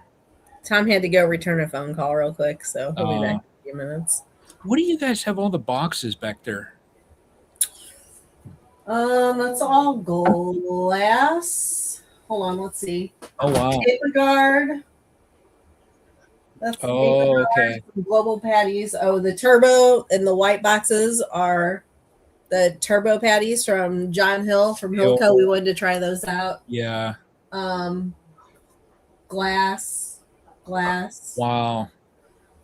Hey, Then, has anybody here, do you know anyone that has tried that uncapper that John has? The heated, the roller? so we had, and I think JW has the Simple Harmony Farms roller. It's not heated. That's what we started with. And It worked good. I liked it. The only thing is because it doesn't cut the cappings off, it just slices them. Right. When you throw your frames into the extractor, all those cappings fling out also. So when you're straining your honey to get all, it really clogs up the works with that. And I don't know if with the heated one, if it is the same or if it melts those cappings off more, because of the heat when it's slicing them. But I don't know. Like it worked fine. The Simple Harmony Farms one worked fine, but then when we started getting so many colonies, it was just gumming up. Oh, okay. All those cappings and the strainer was just gumming up the works too much. I That see was our Duck River Nathan. slowdown. Nathan tried it and said it wasn't as good as the Simple Harmony. I see that now. Huh. Yeah, I still use my Simple Harmony. Do you like that, JW? Yeah, the only thing about it is the sucker you gotta not bolt it, but you gotta strap it down so it can't slide or whatever you got to set it. Yeah. So ours, we had custom. Our friend that does the metal work. Oh my gosh, the word's escaping me. Yeah. He metal fabricator. Thank you, fabricating. We had him like customize a tank that Tom had stainless steel tank that Tom had found on Marketplace, and so he was able to fabricate a bar down the middle that we could secure the cutter on, and then it was wide enough on both sides and that we could hang frames on them that they could drip into the tank. And then he fabricated a hole in the bottom, or no, there was already a hole in the bottom of the tank for everything to drip out of, and we would put like a bus tub or some sort of tub under there to catch all the honey. That worked out really well. Of course, we don't have a license. I've got a license uncapping tank, Brian, and it's not quite wide enough to suit that Simple Harmony. So I have to set the Simple Harmony on my uncapping tank kind of at an angle to have enough room for my. It's kind of a pain in the rear, but I like it. It works good for. I'm not going to spend $7,000 for for an uncapper. But I see. Let me tell you that uncapper is nice. that uncapper, along with the clarifier, that has made life a lot easier when you're. I think we did like 100 and some odd supers. I'm just looking at. I was thinking about upgrading my extractor, but I'm going to hold off until things start working like I want them to, and I'm going to end up with 45 supers. What extractor are you using right now? I've got Hilco's 9 frame. And it's been fine for the amount of supers that I've been getting. It's been fine. My thought here was like literally the only bottleneck in my process, and the wax cappings would be no problem for me just because I've got 2 of those hop spiders, and I keep buckets like literally at the ready. So like when one of them fills up, I'll shift another bucket with the other hop spider, to filter it. I'll just shut the gate on the extractor for a second, slide the bucket over, and then while that bucket is filling, I'll lift up the other hop spider and let it drain down. And then once it's drained down, 90% or so of the way, I'll put that in a new bucket. And then if I end up with a lot of cappings in that thing, I'll get, a hive tool or something, and I'll scoop them out. So that way it's just like a constant, circle. See, that's what we were doing, but with 3 buckets, and it's just like a shuffling act, right? And it was it gets old real fast, My bottleneck in that whole process, then it was the uncapping, just because I've got, forks and I've got the different tools. So I don't have anything where I can speed up that process. So But you would like this. So I know Clay put on here the Simple Harmony Farms one hurt his back and shoulders, and to me, you really have to get it.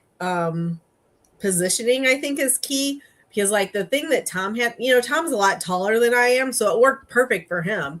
But yeah, like for my height, like I would have to stand on a stool to make it like perfect for me. And so I Yeah. can see where, because you do have to use some force to push it down and pull it back up. And you do have to have your combs drawn out, further than the frame. But you would probably like that Simple Harmony Farms one then. Because then you don't have to do the scratching and the cutting. We've never used a hot knife or a knife or anything to do any of our uncapping. Yeah. But it does leave you more cappings to deal with in the strainer. I've got a uncapping tank that I got from Blue Sky, and I don't see that they're selling them anymore. It's got the green legs. It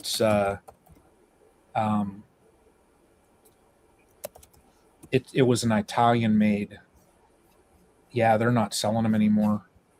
But I'm wondering, like, width wise on that, if I could maybe figure out something and bolt this bugger right on the top of that darn thing.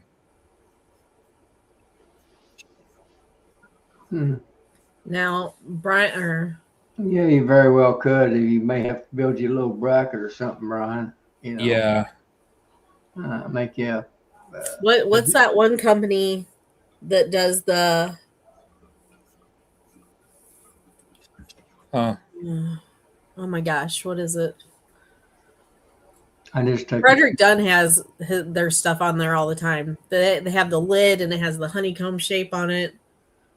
What, tanks, and you can put frames in it to carry and store. Oh, that's Hive Butler.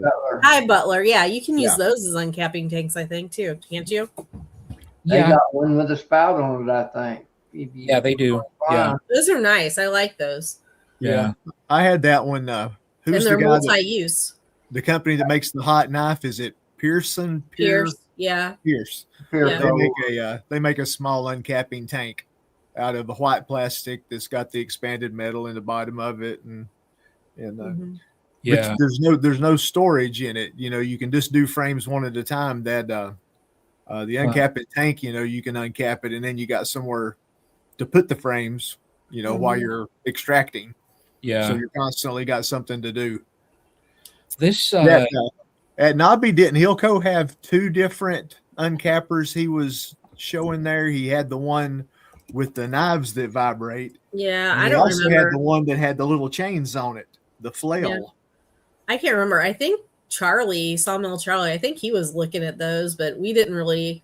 Tom may have kind of glanced at them, but I didn't really look at those, pay attention. Tom was too enthralled with the new speed fill that he had out. oh yeah.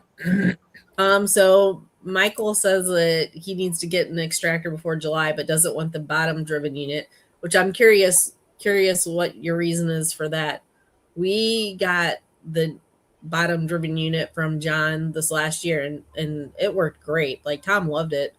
It's nice because you get a full view of what's going on inside the extractor and you don't have to, have that kind of in the way when you're loading and stuff. So I'm just kind of curious what his reasoning is there. And then I've been debating. I should probably just order. And John's going to have, if you come to the EMBA workshop, he's going to have a pre-order discount code too. So just throwing that out there. Yeah. And I will add that Tom just got off the phone with John before the live started, actually, to find out what they were going to donate for the raffle. And it's very exciting. So I'm just going to put that out there. I should chat with him and Very say, hey, I know I have probably sold, I don't know how many of his easy fill things. you can't even see it. Hold on. Yeah. My I love darn that thing. video, my video that I did for him, I don't know how many people bought those. I should check out. I wonder if he's going to have an uncapper in Wisconsin, and just to look at it and just ask him, what kind of deal are you gonna? Is he coming to Wisconsin or is somebody else? Yeah. Oh, what? Well, oh no, he is, because he's on the VIP list, I believe. Because he didn't come last year. Somebody else came. Midwest. Because I think they had 2 events last year. No, I mean, I believe he's Meet the Speakers. Let's see here. Oh, yeah, So because he's Hill. speaking, isn't he? That's right. Yeah. I forgot about that. Yeah. So, Cormian's going to be there too. yeah. So, Beware Honey, Steve Waremouth. What wax melter? The one that we got from Dancing Bee, I love it. It works great. And that's like, we use it for clean wax though. I don't use it for cleaning wax. I use that for clean wax for making candles and all that kind of stuff. I don't know if you're looking for a wax melter to clean wax or to store and make things out of. I mean, I guess you can use it for both, but I don't want to clean it in between. Yeah. Just so you know this going into this, Brian, that's kind of a 4-bore operation they get out there in St. Louis. They don't have all that high dollar stuff. No, it's because everything that we sell, all that money we just buy equipment with. It just gets reinvested back into this operation. That's what you're telling Tom. I don't know what the true story is. So. That's all I do though too. Like I keep my honey money, and it basically just, like, I told my wife a couple years ago now, I said, look, no more money is going to come out of the house towards anything beekeeping. And I just figured if it can't sustain itself, then I need to not expand. I need to not do this stuff if it can't make money. So it's been good. Now YouTube helps. I mean, people, donate and stuff and all that stuff. It helps. But I mean, I don't get a ton of stuff like others. But that's why I've bought things kind of slow. It's like Michael's, the frames that I got, I didn't buy, 100 I got enough for 8 hives. I need 8 more sets. So I need another, 160? I didn't buy all of those because it just comes out of the honey money. Mm-hmm. So I buy things kind of in phases. But this year, I kind of was looking at the extractor and I'm like, I can get through using that extractor. I mean, it's not, I had a 3-frame manual extractor that I did 600 pounds in, and I hooked up a drill to the side of it and would just zit, I would crank that bugger like there was no tomorrow. So you can get by, but I just want to speed up the process. Like if I can speed up uncapping, and I don't know how many times I've done it, but every single year I always cut a finger or two. Mm-hmm. Yeah. So you said you're doing what, 45 supers? Is that what you said? Generally? Yeah, I'm gonna run what I'm planning on doing is having 15 production colonies, and I want 3 supers for every one. I think something like that Simple Harmony Farms thing would be perfect for you. Yeah. Because like the automatic uncapper, that's going to be too much. You know what I mean? It would. Yeah. I don't need anything like that. And if you're not concerned about the wax clogging up then I think that Simple Harmony Farms one would be perfect for you. Talk to Clay. He doesn't like his. It hurts his shoulders. Huh. I could even, Clay, Brian wants to buy your thing. See, I could even, if I end up with a bottleneck with the wax cappings, well, then I just buy another 1 or 2 of the hop spiders. That's all. Yeah. They're 20 some bucks. And then I just have extra buckets sitting there, you know. Yeah, and that with the Simple Harmony Farms one, that was our bottleneck, was those wax cappings. So, but that we were also doing like 100 plus supers, so that would be a bigger issue for us than Right. Yeah, Brian, if you're like me and it's a one-man operation, which I am too, you're going to always have a bottleneck. You Yeah. you speed up one thing, you make it up with the bottleneck. I'll tell you though, I hate uncapping frames. Yeah. Mm-hmm. I've got that tool where you just glide it down and it'll strip off the top layer. But the teeth always get gunked up. After a couple, the teeth get gunked up, so you got to clean it. And usually when I'm cleaning the teeth out, that's when I cut myself, because I'll stab myself with a fork. I've been there and done that. You'll find that Simple Harmony. Like I ran out there to Missouri this last spring and helped Matt, and I think we uncapped. I don't know. I think it was. I may be lying to you, but I think I uncapped. Or he did. I was feeding I took my extractor out there, and he had another one. He had 2 extractors, and I think we run through, I believe, 60 some boxes in one day. Wow. That was the 2 of us now. Yeah. He was he was uncapping and I was extracting. Right. A bunch of them. If this season, if things stay in a positive direction, then I mean that an uncapper, that's going to be a move that I'm going to have to make, just because I'm not going to sit there with them hand tools doing that many frames. It'll take forever. But the extractor, I mean, I was thinking around a 20 or so frame. I could even go bigger, Clay, that's exactly why we didn't want a chain uncapper. Yeah. Tears up the wax too much. I was absolutely in love with the Maxant stuff. It was the, cream of the crop as far as a small operator was concerned and stuff. But the more I started looking into the chain uncapper, the more I pushed back on it. And I'm like, I don't want that. And then the alternative for doing a knife uncapper was definitely much more expensive. But after some time, we talked about it and bit the bullet. That's absolutely hog crap there. I'd usually have 15 or 20 boxes uncapped before he ever got up a day. I tell you, them dirty side boys, they're not very tough. Stayed up too late watching soap operas and wake up around 11 o'clock in the morning, huh? So Maxant, they only go up to what, a 20 framer? I'm not sure. I don't know.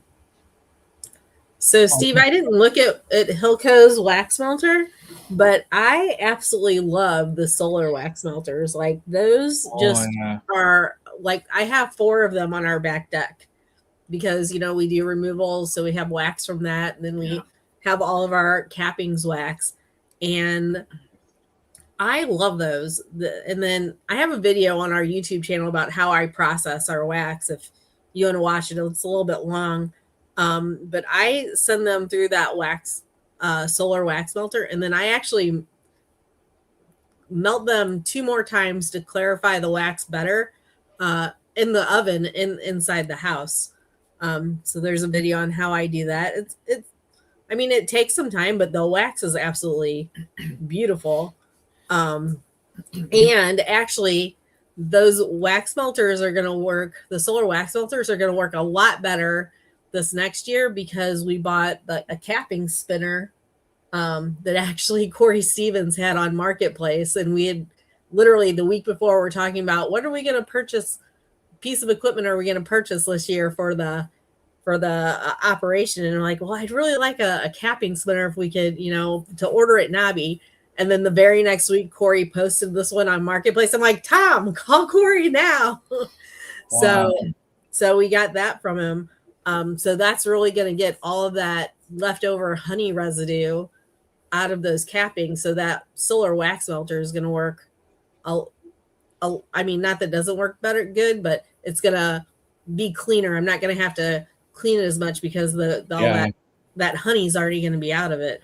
The problem we've been having lately, though, Brian, is so like here, like over the last few days, we put wax out there and it's not melting. So I think they're actually broken now.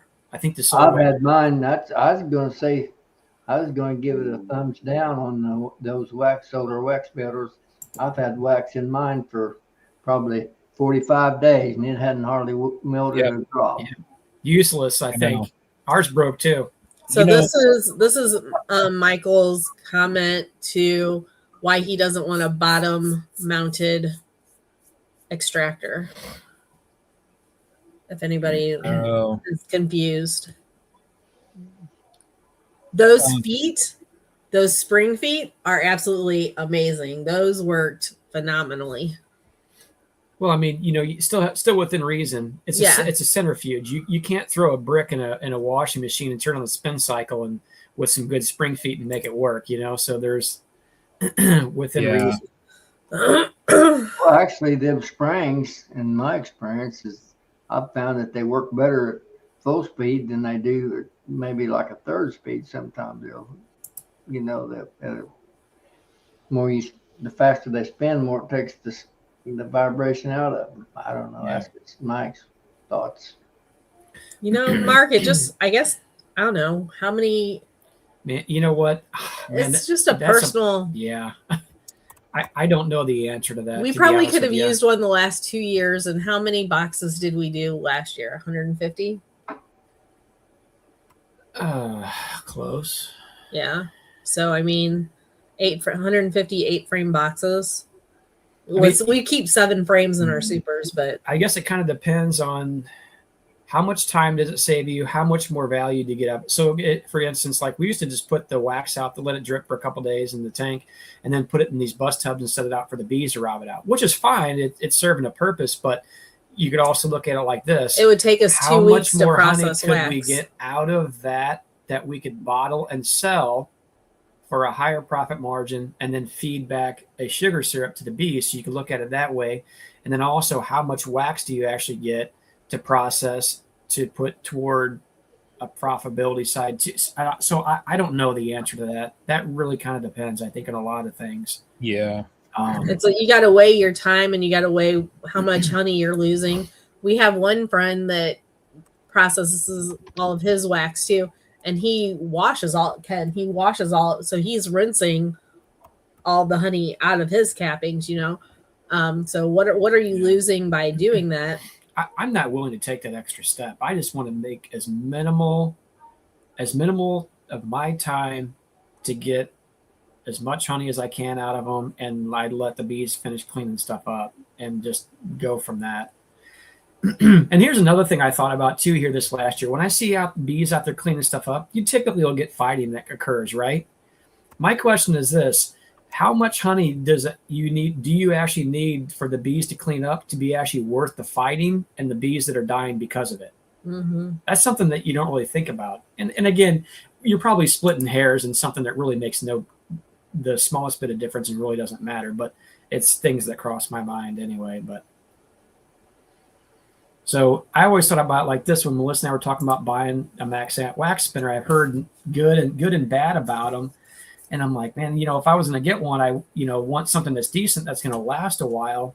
And no offense to John, I love his products and I bought a lot of stuff from him, of course, but I didn't want a wax steamer. I didn't, I'm not saying it's bad and it might work well. I've never used it, so I can't speak negatively toward that at all. The thing might work beautifully, but we've found that the solar wax melters, having a few of them running, were basically a set it and forget it. Now, obviously there's a caveat, whereas it needs to be warm and somewhat summer months or plenty of daylight, of course. Because me and JW's experience with the last 45 days is not working out well for us. But when you're extracting honey, it's 500 million degrees outside and sunny anyway. So we don't hold our cappings and process them in the winter. So that part is a non-issue for us. But again, I got a problem with my solar melter too, because I put it outside. Yeah. And I think mine has Freon in it because it froze everything that's in it. It's a refrigerator, huh? Yeah. You can clean they got something. They crossed the lines or something. I don't know what they They did. don't work very good in the wintertime. Yeah. See, Keith, our problem with this is honey. The whole honey harvest thing is not. It's such a mess.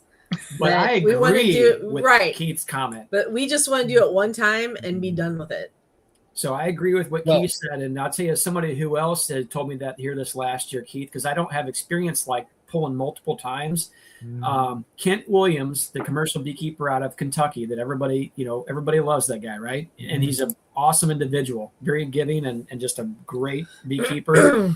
He told me the same thing. And one thing he does is, as a commercial beekeeper, which I thought was really gutsy and bold, is he has more supers than what he needs, and he'll actually, after he pulls a crop, he throws it in a shipping container and stores it until he actually extracts. And I'm like, what? Because my thought is, how do you preserve it from pests? I don't know that You we keep the actually. bugs out of it. That was my thought too. I'm like, What did he say? I don't know that we actually got to that part of the conversation. And I'm like, and he said, because he said the same thing that Keith just said right there. You said, wait. Don't let the bees fill it all the way up before you add more supers on there. Keep it empty, and you'll actually make more honey. So that's not experience that I have. Obviously, Keith has had it, and Kent Williams. Kent Williams says the exact same thing. Well, Kent will be at the EMBA thing, so you can ask him to follow up on that. He will actually. And you should come to the EMBA workshop also, so He you can should. find out about that. So, Steve, I'm curious what wasn't working out. Like, what part of it wasn't working out? Was it not melting for you? Was it? I'm just curious, Well, so we can. I guess that maybe may be the only thing. Well, maybe it wasn't. Maybe it was still dirty. I don't know. That's why I'm asking. If you put old brood comb in a solar melter, from what I've seen, it just laughs at it. Oh, Put some well, old black because comb in it. it's all the cocoons in there. They don't break down. There's nothing to melt. Because Yeah. we've had that before when we've done like removals, because I just when I do removals, I just throw everything in there. I'm like, this is not breaking down. And I realize, duh, it's all the cocoons is why. The only thing I do wish the hill, in which Tom could fix, but I haven't said anything to him, Easy. is that I wish that the pan, it's just flat. I wish that it had a slight V to it. Yeah. So that it would drip in the pan better, because I noticed sometimes if I don't get that drip pan exactly where it is, it'll sometimes go on the side, which luckily it generally just pops up off the plastic. But I do wish that the pan that you put the wax in had like just a little bit of a V to it, so that we should suggest that to John when we see him, and that would be something that he could probably have implemented for a pretty easy task. Let's see if I missed something here. Yeah, we always struggled with the wax thing. When I thought about getting another piece of equipment to process wax, I'm like, if I have 80 pounds of wax, and you have for instance, like the Lyson has that screw machine, that extruder that you put underneath the Lyson automatic uncapper, and I'm like, well, this would be ideal. And I'm like, okay, well, depending on which one you get, it's like between $4,000 and $10,000. And I'm like, do you know how much wax I would have to process just to break even on that? And I'm like, for what I do, I'm like, it doesn't make sense. I'm like, if you're just looking to streamline it and don't care anything about the money, then great. But I'm like, even I'm like, how many 100 pounds, how many candles do I have to sell? Wax do you have to process? How many candles do I have turn to it into sell? candles, and what kind of time are you saving? How much do you have to process to make that even make sense? And I'm like, hundreds of pounds.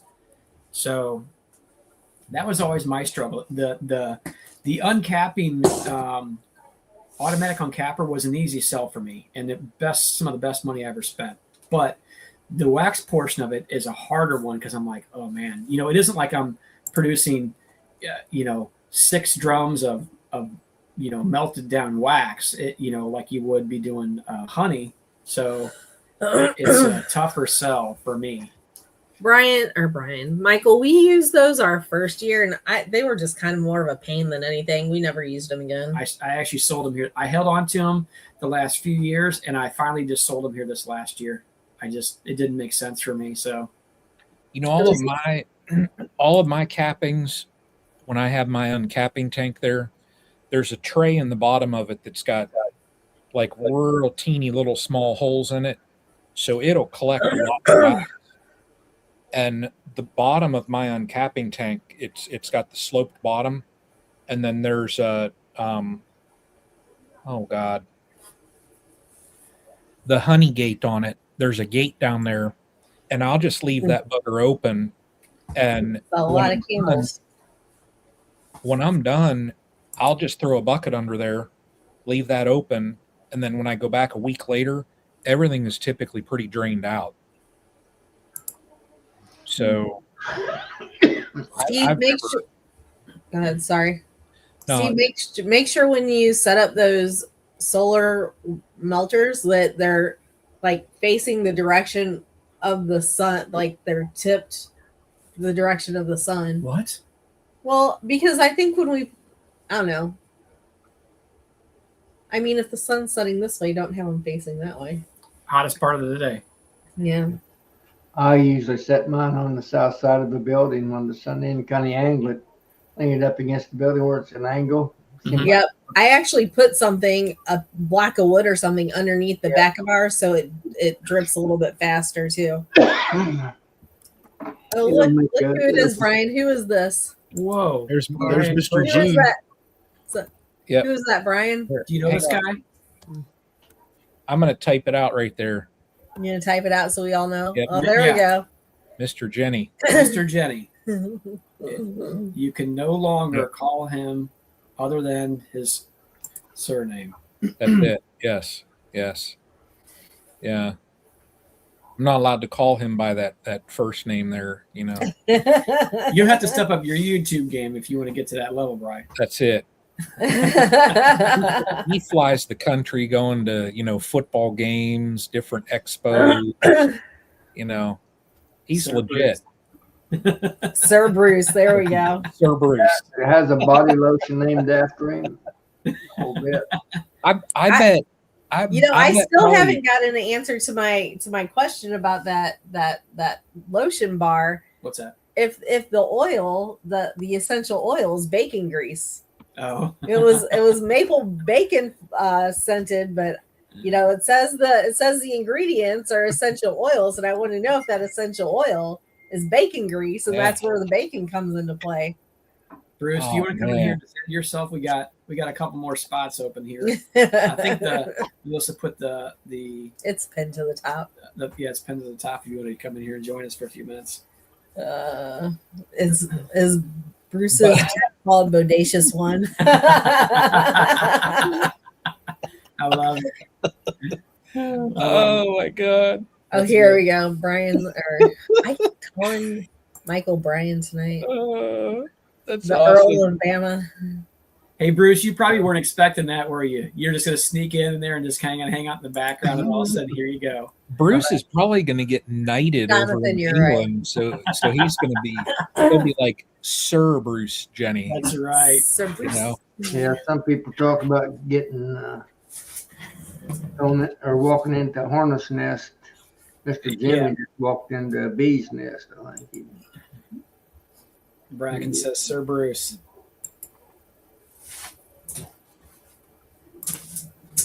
Oh, he's tinkering with his speed fill. He got them on sale right now. John did. Yeah.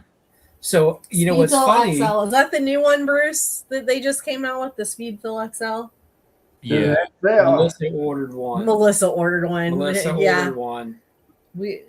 No. But I will say this. We don't get it till EMBA's. Hot off the press. I already mentioned some stuff while you were making your phone call, but I didn't give details. Oh, hot off the press for anybody coming to the Eastern Missouri Beekeepers Association. Which you should, being held on February 20th and 21st in One St. of Louis, the Missouri. raffle items happens to be a Hilco. If you can see it in the background, speed fill. That's going to be Wow. raffled off. Okay, so Is it going to be that one or the new one? well, that's mine. Then you don't get that. Well, I know that. No, that's mine, Melissa. I'm not giving that away. So sorry, folks. I'm sorry. You're not getting mine. Is His it going to voice be almost when that- you said that they're going to give that version away. or His is it gonna be voice, the new it wasn't version? silky for a second. I know, right? She makes me be that way, Bri. Yeah, Let's see here. it's horrible. Horrible. Speed Fill Plus is what it's going to be. The Speed Fill Plus. Ooh, How about that? that's The- just one of the raffle items. One Huh. of the raffle items. We typically get some pretty good ones. We got some great vendors out there, honestly. You can get your tickets at easternmobeekeepers.com. See, I was hoping that like Michael Mayer would give us would donate like a share of his company, like a 50% share, and we could raffle that off. That'd be pretty awesome, wouldn't it? I mean, I don't know. I mean, Clay, you could wait and try to win it, or here within the next few days, there's going to be, if you bought tickets to EMBA, there'll be some pre-order discount codes There will be being actually. posted here shortly. Yep. There we go. Come on, Steve. Come on down. Come on in. It's speed fill plus Tom speed fill. You're not getting my speed fill. Brian. Oh my gosh, I did it again. Michael, 50% off. Oh. You know what, Clay? When Tom told me what he was going to offer for the raffle, I'm like, so can we cancel our order and see if we win this one? Yeah, we actually ordered that at Nobby. I love Plus. I that was speed impressed. fill. That is the one piece of machine that I have no idea how much time that thing has saved me. Oh, So we don't use it for our liquid honey because we have these We one will drip now. Maxent bottling tanks, but we use it for our creamed honey. I can't imagine not having a speed fill for filling creamed honey jars like that. Ugh. Mm-hmm. Yeah, it's a slick machine. Oh, Clay's got. Yeah. Oh, he didn't get a speed fill. Man. He was talking the about his tickets to the Yeah. Well, Dennis, JW's had a rough day. So Clay, didn't I Like a will say, distractor. I am tired. I am, Dennis. Very much. I didn't look at any of John's stuff. Like I was kind of back there. Todd was back there. Brian was back there. Mhm. And like right when I forget what they were looking at, I ducked out, had to hit the restroom. And then when I got back, that's when the No Lifers picture was happening. Yeah. So I went up and did that. So it was just like every time I went back by that direction, I got pulled in another direction. Yeah. So I didn't get to look at anything of what was back there. So same thing with us. When we went back there a couple of times, they were crowded, and I'm like, I'm not going to stand back here because we already pre-ordered stuff from John. Mostly boring stuff, a little bit of fondant, pollen patties, and then some treatment things. And I don't think we ordered anything else actually from John Hill. It was boring stuff basically.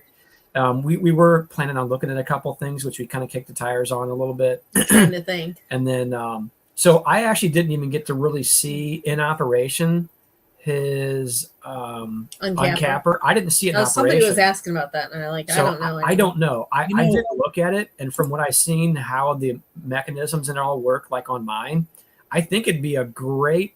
Because I think he was going to be somewhere in the. Brian, you might know better than me, or Keith might know better than me. I thought it was going to be in the 3 or the mid 3 range on that uncapper, if I heard correctly, for price point. Now, they haven't started mass producing anything yet. No. Did you hear about it, Keith? Yeah, he's still trialing it right now. I think your numbers are right. Yeah. What uncapper are you talking about? I'm talking about the Hilco. Hilco is kind of, they debuted. Again, this has not been mass produced yet. And I think he's got a little bit of trial stuff to do first. That's kind of what I thought I heard, if it was correct. And again, like I was saying with Keith, I thought it was going to be somewhere around the 3 to 3.5 thousand mark on the price point for the Hilco. And it's basically an automatic uncapper. Is that right, Keith? It's a what? An automatic uncapper. Was that right? Russell says You 30. still have to feed it, don't you? Is that So, what you're talking yeah, about? Automatic in feed? Yeah, so it didn't have like an unbox or anything like that. It looked like it's probably a piece that you could put on a line at some point, like you could probably add to it, which could be helpful for people with the budget as well, having something like that. I thought it was pretty reasonable. And I'm just going to say, I really do like the hot knife uncapping system. Again, I had no buyer's remorse after we did the license and used it. I'd have zero regrets on that machine. Truthfully, I would have loved the American version of that. Here, Mark says, but it has had the liberty to push down. Okay, I got to share something. all right. I got a message from Sir Jenny. Ooh. Uh-oh. And it basically just said, share this video now. I'm doing it. All right. Drop it in. Here we go. Here's what he's doing. It's from Sir Jenny. Sir Jenny.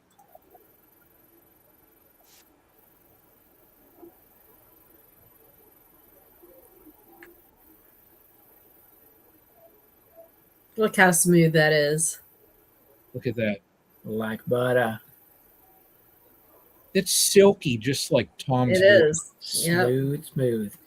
So that's the same one that we have back here. And I'll show one thing that it looks like Bruce maybe doesn't have on there.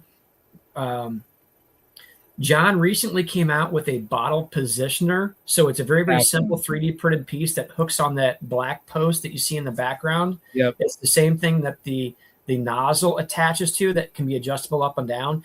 And it's basically a V. Here, pull that Yep. up. I have it's one. basically a V, so you can position your bottle in the V shape underneath the speed fill that kind of comes down at it. It's adjustable up and down, and I think in and out to hold your bottle in place. Yeah. Yeah. Melissa's got her hand there. It's difficult.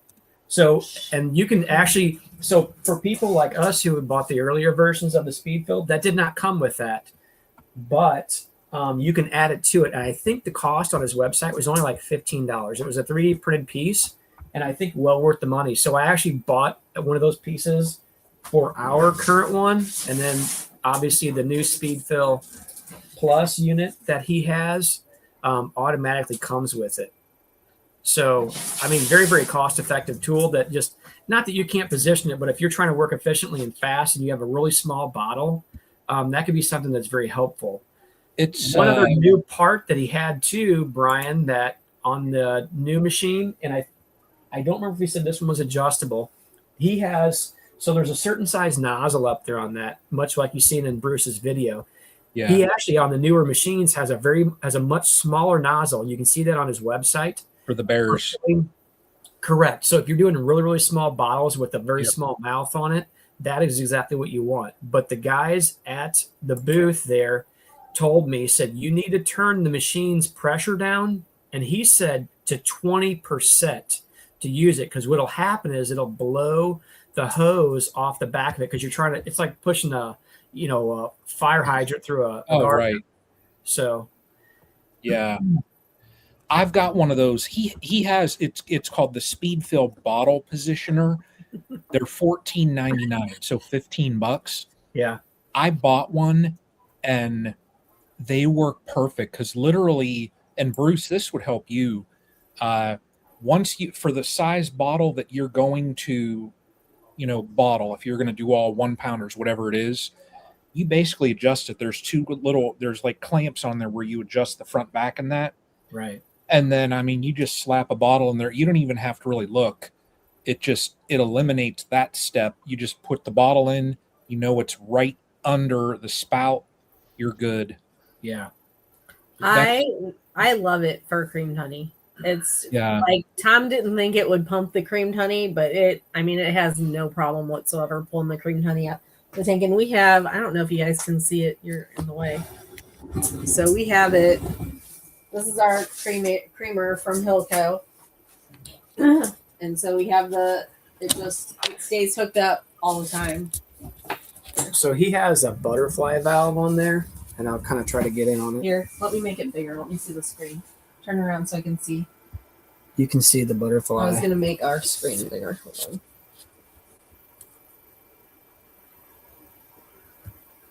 There you go. So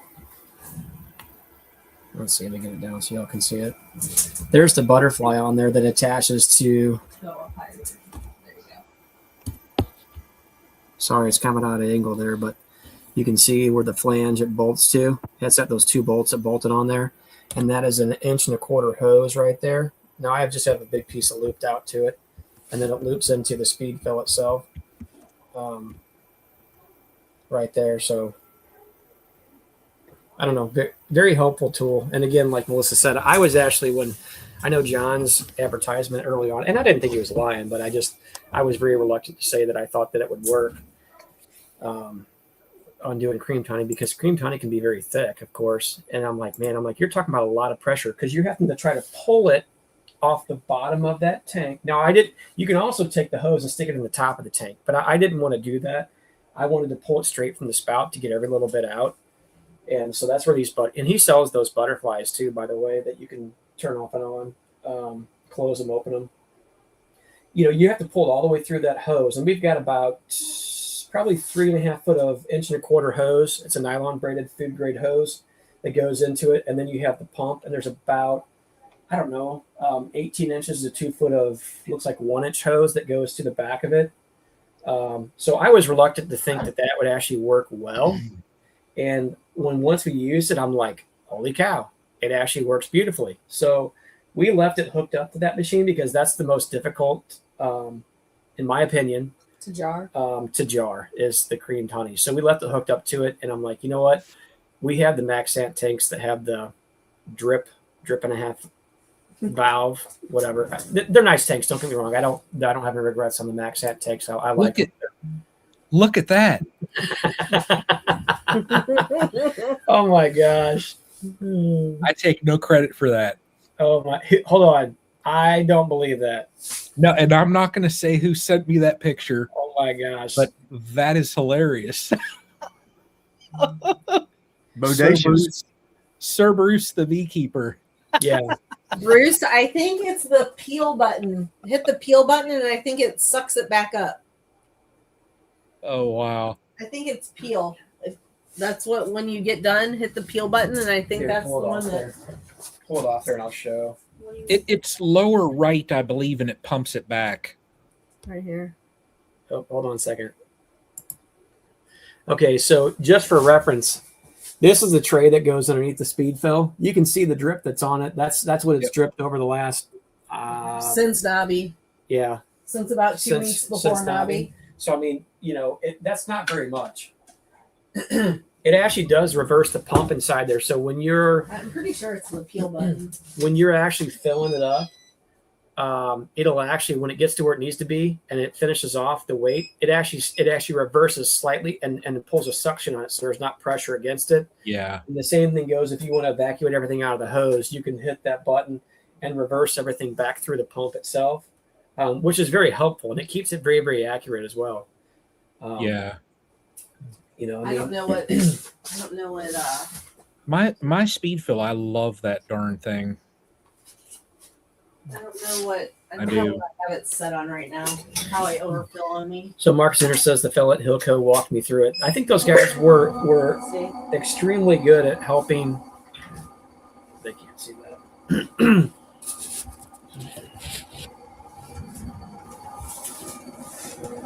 I don't know how far this is going to fill, because I have no idea what I have it set on from the last time. So it is possible this thing to keep pumping and never stop. If you know what, you have it set on 500. That valve might not be open.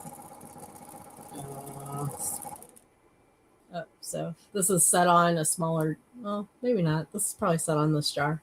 So that's what I took to Nobby. Nope, small one. Okay. So it was a smaller jar that it was supposed to go into. Yeah, you don't want to. You don't want to. Clear. Hit clear, Bruce, and it'll suck it all back up.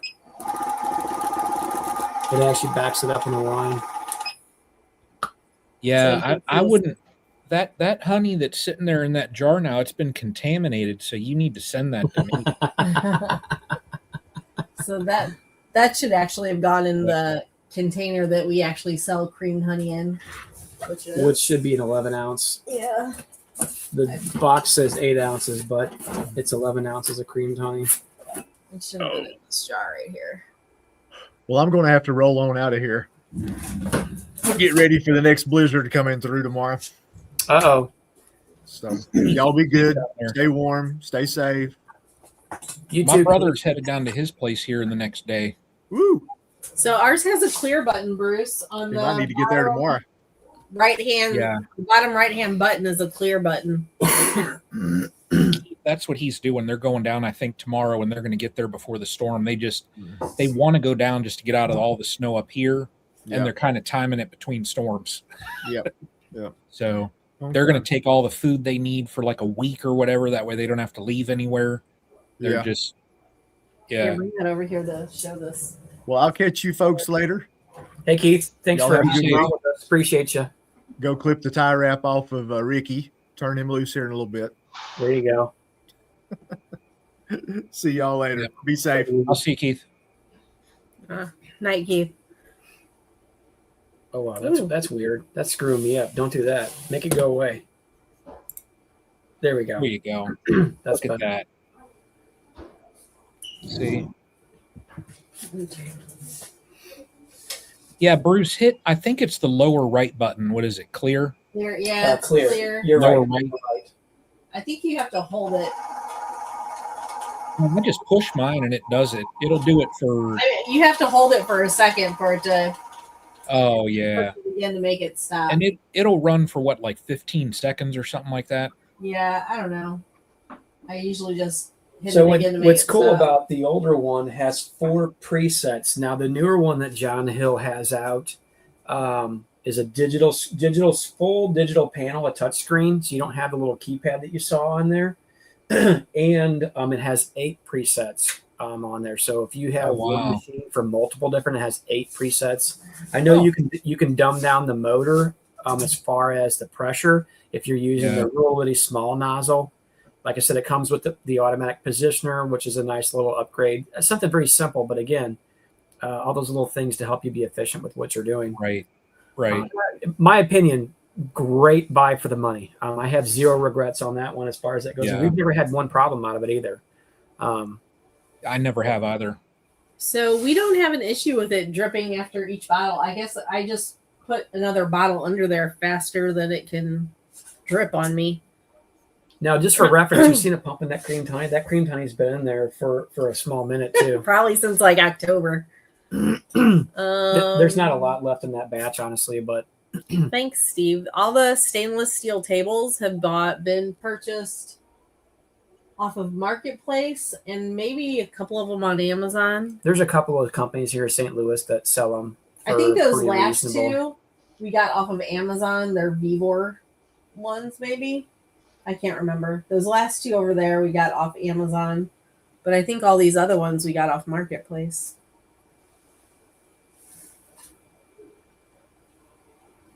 The drip after each bottle is what Mark is suggesting. Yeah, that's what I said.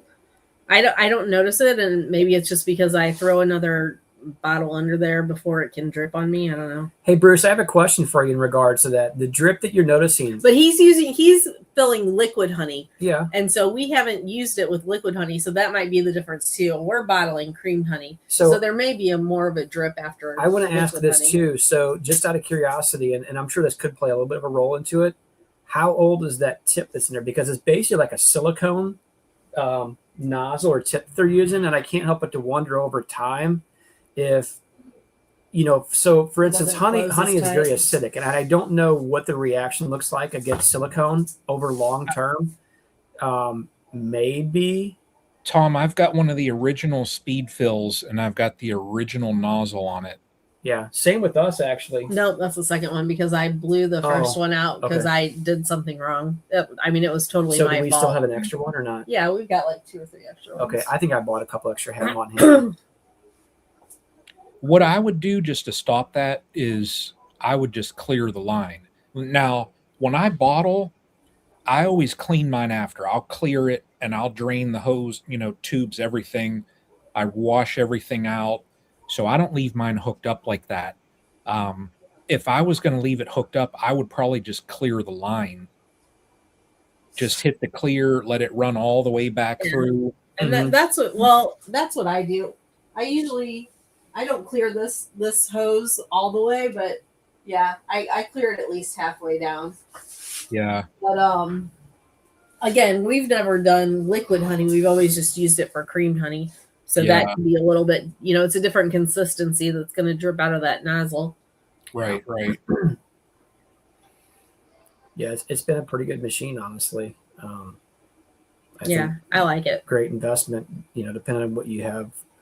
The operation, it was a good investment anyway. Michael's think he means it's dripping after every bottle. Yeah, that's what he had said before up there. Yeah, I don't have that. Even like mine, like I'll take my honey out of my heated bottling tank, and it's in the basement here, and I don't want to bottle down there. I'm not going to set up my speed fill. I've got the connectors. I just don't ever feel like bottling in the basement. Mm-hmm. So I always just take it up. I'll fill a bucket, and I take it up to the kitchen, set it on a little table, and it's perfect right there. So, when my honey it's heated up slightly. So, it's a little bit more of a liquid than just honey that's been sitting. I never have a problem with it dripping between bottles. But when I'm bottling, it's literally, there's a bottle every 10 seconds. Like when I pull a bottle out, seconds later, I'm throwing another bottle under it. Yeah. So, and now I run it on the automatic also. When I'm bottling same sizes, I put mine on auto and it's just quick. So there's no delay there. Mm-hmm. This could be a good tip right here too. And I know that I don't remember on this one here that we have, if you can dial back the pressure on it. I can't remember. I do know for a fact that the new one you can. I would wonder if, like Bruce, if you were playing with it just a little bit, if you brought the pressure back. So it would take a little bit more time to fill each bottle, but if you would notice or see less of a potential drip, if it's an issue for you. Mark Zinner has, I don't know how to do that. Right there, what Mark's saying. Mark Zinner has a suggestion there. Oh, that's what Hilco told him. Okay. So increase stop drip. Reversal Screenshot time. That, Bruce. So by 0.2, by 0.2 is the factory Change stop drip 0.5. reversal time. Change it to 0.5. Okay.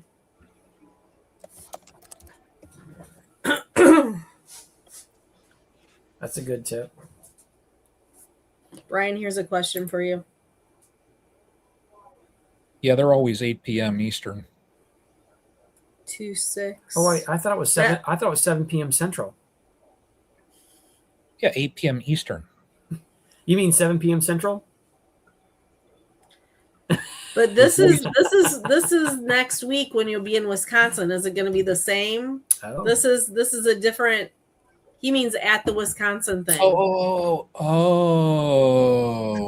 Context is key. Context is key. Yeah. Let's read. Well, hold on, Brian. What are the dates? What are the 2 different dates it's on? Let me look it up. What time they have us scheduled? He's not paying you any attention. Brian, what are the 2 dates it's on? I don't even want to. I'm not looking at you. I'm not looking at you. So 4:30. It'll be at 4:30, and that is what, Central? Correct. That is Central Time. Yes. So, yeah, it'll be 4:30. We should probably try and get that set up. Thank you, Kevin. Sooner than later. And we got to decide. I think it's probably going to end up. It'll probably be on Greg's channel, I think. Mm-hmm. That's probably something that I should probably ping him and just tell him, hey, set that live stream up for 4:30. Yeah. That way people know about it. Now, hold on. Question, is that going to be on Friday and probably not Saturday too, I'm guessing? Saturday, they don't have the three of us. Yeah. Oh, no? No, Saturday, I get to roam the joint. Oh, okay. So, and on Saturday, I'm going to Saturday, he has to come to our class to hear Oh. your silky smooth voice. Remember? Well, you know what? That could be arranged. He better get his I- ticket at the Midwest Honeybee Expo website. I do know on Saturday, I got to see what time it is. I was going to go to the lip balm.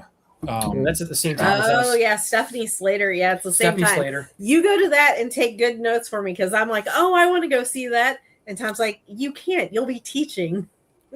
Yeah, that's probably, yep, that's exactly why I didn't sign up. Yeah, it is the same time.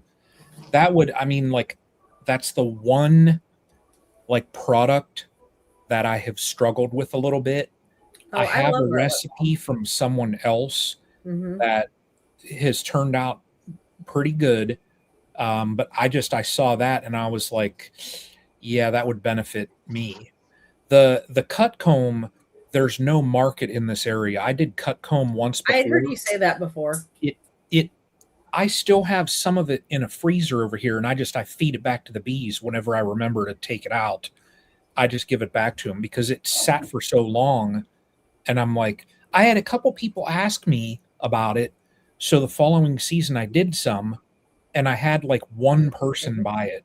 And I'm like, well, this is a waste. You know, I didn't even make back enough money that paid for the containers and all that I bought. So here's a question, Ryan. You want to answer that if you can?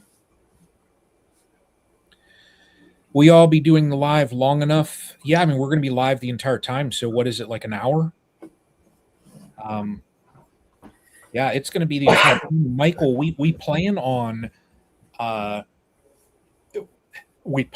getting questions ahead of time. That way we can have audience participation and all that as well. So it's going to be the entire time.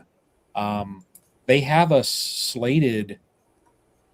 It just says, let me see here, Friday. It says 4:30 So I don't know what the end time is, whether that's an hour. I don't know what they want as far as a time frame. Do you know what time what time does it run till? Okay, vendor hall. So let me see here, till 5:30. So we probably will be, 4:30 to 5:30. So here's a question that's been burning on my mind all evening. It's Hawaii. Well, I'm like, is it a minion with goggles? Looks like a rainbow trout from here. Here, let's make you bigger. It's a wave. Oh, wait. Hold on. I hit the wrong button. There we go. I see it. See, you'll have to rewatch the live and see, like, I'm like, is it a minion with a... No, it's a wave. This shirt company, they're called Crazy Shirts. It's like a real thick cotton shirt. They sell them they're only sold in Hawaii. And when the family was out there, we were like visiting the Crazy Shirt store. You know, I mean, you can get them online, but yeah, it was all the time. Keep sticking it out. Dresses up your keep sticking it out there. Your comb Oh, money. yeah. So, Philip, up here, I would take it, and literally, people would like, "What's that?" And I'd tell them, and they're like, "Yeah." Here, the market is so funny. Like the other booth, the other honey vendor at the markets that I go to, they don't take creamed honey or anything. People don't buy those different honeys up here. Huh. I had a couple chunk honeys that I made up, and people thought it was a display thing. They didn't realize, people eat honey like that. Huh. It's just people don't buy that stuff. Here's another food for thought, too. If in your area you have a strong presence of the Middle Eastern culture, they are very much for comb honey. It's very much, they view it as very much unadulterated, if you will. So keep that in mind. And I think I've even heard, don't have experience with it, but I've heard a couple of people say sometimes the Asian culture tends to gravitate to that as well. So I can't answer that for sure, but again, sometimes the Middle Eastern culture tends to like that home. It's more of a the area where I'm at. There's a significant Italian population. Okay. It's Youngstown, and Youngstown was on what was the Mafia show? What was that one Mafia show? Goodfellas? Yeah. Well, no, it wasn't good. It was that series. Oh yeah, I don't remember. But like I know what you're talking about. The Mafia, like there's a very large Italian population here, and then Slovak, and they just people that want honey here. They want just straight honey you can buy in a squeeze bottle. I'll get a few people that will gripe about the plastic, so I started with Sopranos. There you go. Yep. Yeah. That's Okay. it. Yeah. Makes sense. That's why I started doing some honey in glass. But even like the glass here does not sell as fast as the squeeze bottle. People want to pick up a bottle and squeeze it into whatever, like tea or whatever it is. Convenience. And that's it. They don't want all that other stuff. They don't want to fuss with wax being in there, with any type of comb honey or anything like that. They just want straight, I want to squeeze it into the tea or coffee or whatever it is. Yeah. We have one guy that buys a gallon pretty frequently from us, and he'll put it in like quart jars and put it in this thing. Something for food for thought there. Yeah. So Carmine has a question here. How long can it stay in the container? I mean, I don't know. Indefinitely, I would suppose. Like when we put cut comb in the 4x4s containers. Well, there's the 2x2s in that box. We have or 2x4s. But we put them in the plastic containers, and then we store them in the freezer so that it doesn't crystallize. And the night before market, we'll take them out of the freezer so they can come to room temperature. And whatever doesn't sell, as soon as we get home, it goes back in the freezer. So I mean, I would imagine they keep indefinitely. I mean, this is just a lid, but this is a lid for the down here. Clay says he's had some since the 80s, so he's got vintage honey. It's classic. If Clay still has the original sticker, they're probably 75 cents. Like Philip says, he sells 75 of his to some guy from France. Oh wow! So here's another food for thought. If you're building comb honey, you might try to market that to people who do like charcuterie type stuff. Hobo Hideaway needs some wax. If anybody in Iowa has any to sell. No, I'll tell you, Tom, what I had. I've had a couple chefs that have bought honey from me for charcuterie boards, and they've bought my vanilla honey. Mm-hmm. Oh, nice. We have the cut comb is popular with people doing charcuterie boards also, and we have a lot of teenage kids come up to our table and buy cut comb honey because they think it's cool or they want to try it. Yeah, they'll slap down a $20 bill and buy that stuff all the time. Huh. Yeah. This area, I like to say we're 10, 20 years behind. Yeah, it's definitely probably depends on the population, the demographic of people too that might appreciate it more than others. This is a good idea too. If you have enough extra and it's moving slow, samples. And we've done that too. Yeah. Like when I cut the cut comb, like the offcuts, I'll save that and I'll take it for samples. That'll get people interested in buying it too. Mm-hmm. Yeah. I tell you, the lip balms though, this year, probably DC. I think I made 100 lip balms for my December markets, and they were gone. Sorry, folks, I gotta go. I can't hold my eyes open any longer. We're probably getting ready to end it here in a few minutes anyway. JW, you need a stink bug. That'll pep you right up. Guaranteed it will. I'm just wore completely out today. So Moving all that snow. y'all have a good day.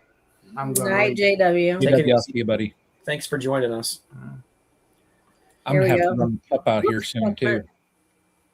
This is the one I meant to hit. It is now 0 outside. Let's see what it is in my neck of the woods there, Brian. Yep. My little weather thing here tells me it is 0. Well, I'm 21 here. before we shut this down, Excuse me. does anybody have any questions or any comments they want to throw out there? And then we'll kind of I have a close question. things up. I have a question, please. Oh God. Me? Yep. Go ahead. Okay. What's your question? I have a question for Ms. Coper here. Mr. Coper, what are the 2 dates for the Madison, Wisconsin show? Sir? It's after the 5th and before the 8th. So what would those dates be if I was trying to, I'm having a hard time counting forward or backwards. That Well, would be, You got a calendar on your phone. I think my phone died, I think. Oh my gosh. If you could just help me out with that answer, that would be Seis and great. siete. Isn't that Eric? Is it Siete, Eric? siete. Yeah, that's it right there.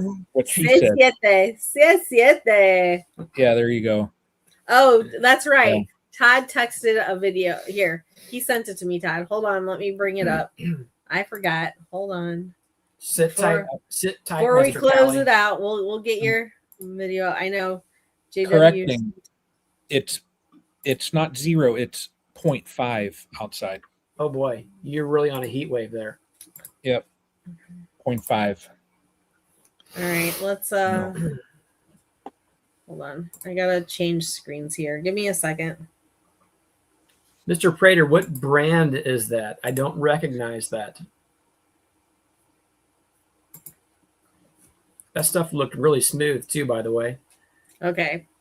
Hold on, I gotta move this over here. Give me a second. Sorry, everybody.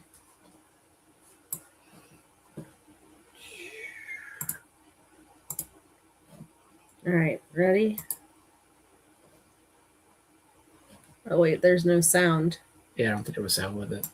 Oh man, look at that. That looks like peanut butter.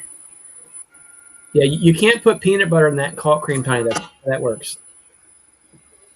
That looks smooth, man. Wow. Is that plain creamed honey, Todd, or is that flavored? It's from Turkey. It's Oh, from Turkey. Oh, so that's not you? no, the machine is from Turkey. Oh, I was so That's confused. what I'm asking him. The machine. I've never seen one. It's plain wildflower? Okay, wildflower That honey. is That's plain. Dark. Was it a dark honey to begin with? That's cool. Mm-hmm. Huh. Look at the consistency. It looks nice and thick, but really smooth and creamy. That was good, Todd. There's another stink bug just flew here and landed on my ceiling fan cord. Uh-oh. Every day there's one. Yeah, they're kind of going nuts here. You would think some of this cold weather would really take them out, you know? But I guess if they're already hiding somewhere inside your house, Yeah, but what are they feeding on? That's the thing. I'm like, what are they eating to stay alive? can you pull up Bruce's comment there, please? Oh. So Bruce said it's on February what, Brian? I can't. Oh dear I don't Lord! have Oh, my here, glasses to read. Seven. here, he did it together for you. It's all 6th, blurry. Huh. February 6th and 7th, folks. Yeah, it's all blurry. Here, Eric's got a great idea. Send it to our Exactly. chat. Exactly. So we've got Midwest Honeybee Expo next weekend, Madison, Wisconsin, February 6th and 7th. And then we've got the Eastern Missouri Beekeepers Association here in St. Louis is February 20th and 21st. And we've got some great speakers there. Greg Rogers, Lewis Bartlett, Kent Williams, Frank Rinkovich, Brian Zavada, Jim Masucci, Tom Sostman. Who else am I forgetting? I'm forgetting somebody else. Well, we have some of our local ones. I know, but who are we bring? I forgot somebody's name that's coming in, an out-of-town speaker. Charles Linder. Charles Linder will be here. He's just going to talk about the Bee Cause Alliance, though. Yeah. And then Lewis, Frank, Yeah. Greg, Rogers. Greg Rogers, Kent Williams. That's right. Is that it? I feel like there And was Brian some. Zavada. And Brian Zavada. Okay, I got them all. Oh, yeah. Well, And Todd Todd. from Loma Vista will be here. Not speaking, but he will be here. And then we have our local people that'll be teaching the beginners class. Mhm. Ken Heitkamp, John Pasha. Mhm. Um, Brian is going to teach Brian one of those Zavada's gonna classes. teach one of those classes. Kent's going to teach one of those classes. So, and we'll have about 18 or 19 vendors. So it's going to be a good time. You can get those tickets at easternmobeekeepers.com. And for the Midwest Honeybee Expo, I think it's midwesthoneybeeexpo.com. You can get tickets there also. Yeah. So hopefully we'll see everybody at one or both of those events. And The Midwest Honeybee Expo will be selling tickets at the door as well. So if it's a last minute decision both for will, you, yeah. You can come in at the door too. Ours, I would say likely, but when we sell out, we're sold out. We can do 200 beginner, 200 experience, And the total of 400, and that's it. And the last 2 years, the experienced They class sold out. for the EMBA has sold out. So if you want to come to St. Louis, definitely get those tickets ahead of time. We're going to bring in good weather for that too, by the way. Yeah, we ordered it special. That's right. So, but and Tom and I will be teaching a comb making class at the Midwest Honeybee Expo this next weekend. So Where we are happening to partner with some great American companies. One of them is our very own 21st Bee out of North Arkansas. He is one of them. Apame, So Corhan and Arda with Apame. Simple Comb. Simple Comb. See, where are they out of? Where's Simple Comb out of, Brian? I want to say north. Are of they us. Wisconsin or Minnesota? I think it's Minnesota, if I'm not mistaken. I believe it was Minnesota. Herman's Honeycomb. Yep. He's in And Pennsylvania, I believe. He is in Pennsylvania. That's right. And then And there was Hidden one Hollow. more. Hidden Hollow. Yep. And they are located in Indiana. So they've all provided us with door prizes for the comb class, Right. And or discount codes. additional discount codes for people who attend the class. Yeah, for class attendees only. So that's at the Madison, Wisconsin Midwest Honeybee Expo event here next weekend. So again, hopefully we'll see you guys at either one or both of them. Anything to add, Brian? I Nothing? have nothing. You're up. Anything to add? I'm still waiting for Brian to tell us the dates because I don't remember. That's all. That's all. Yeah. I'm out. It's next Friday and Saturday. Okay. I'll have to go on my calendar and look at those dates. I think You gotta check that out. Yeah. No, that's gonna be fun up there. it is. Yeah. I'm really looking forward to that. We're gonna have a Yeah. great time up there. Oh yeah. I mean, it's gonna be fun teaching the class, but I'm just looking forward to hanging out with you guys, dinner, Yeah. all that good stuff. Just some good social yeah. hour, basically. Chris Dwayne, I don't know. I've never tried to fit an excluder in one of them. I don't know that it would fit a 10 frame excluder in it. That's a good question, actually. I don't know. Yeah. If it's too narrow, it's like barely too narrow to do. You know so. what you could do though? You could come to the EMBA conference. Hilco and John Hill will be here.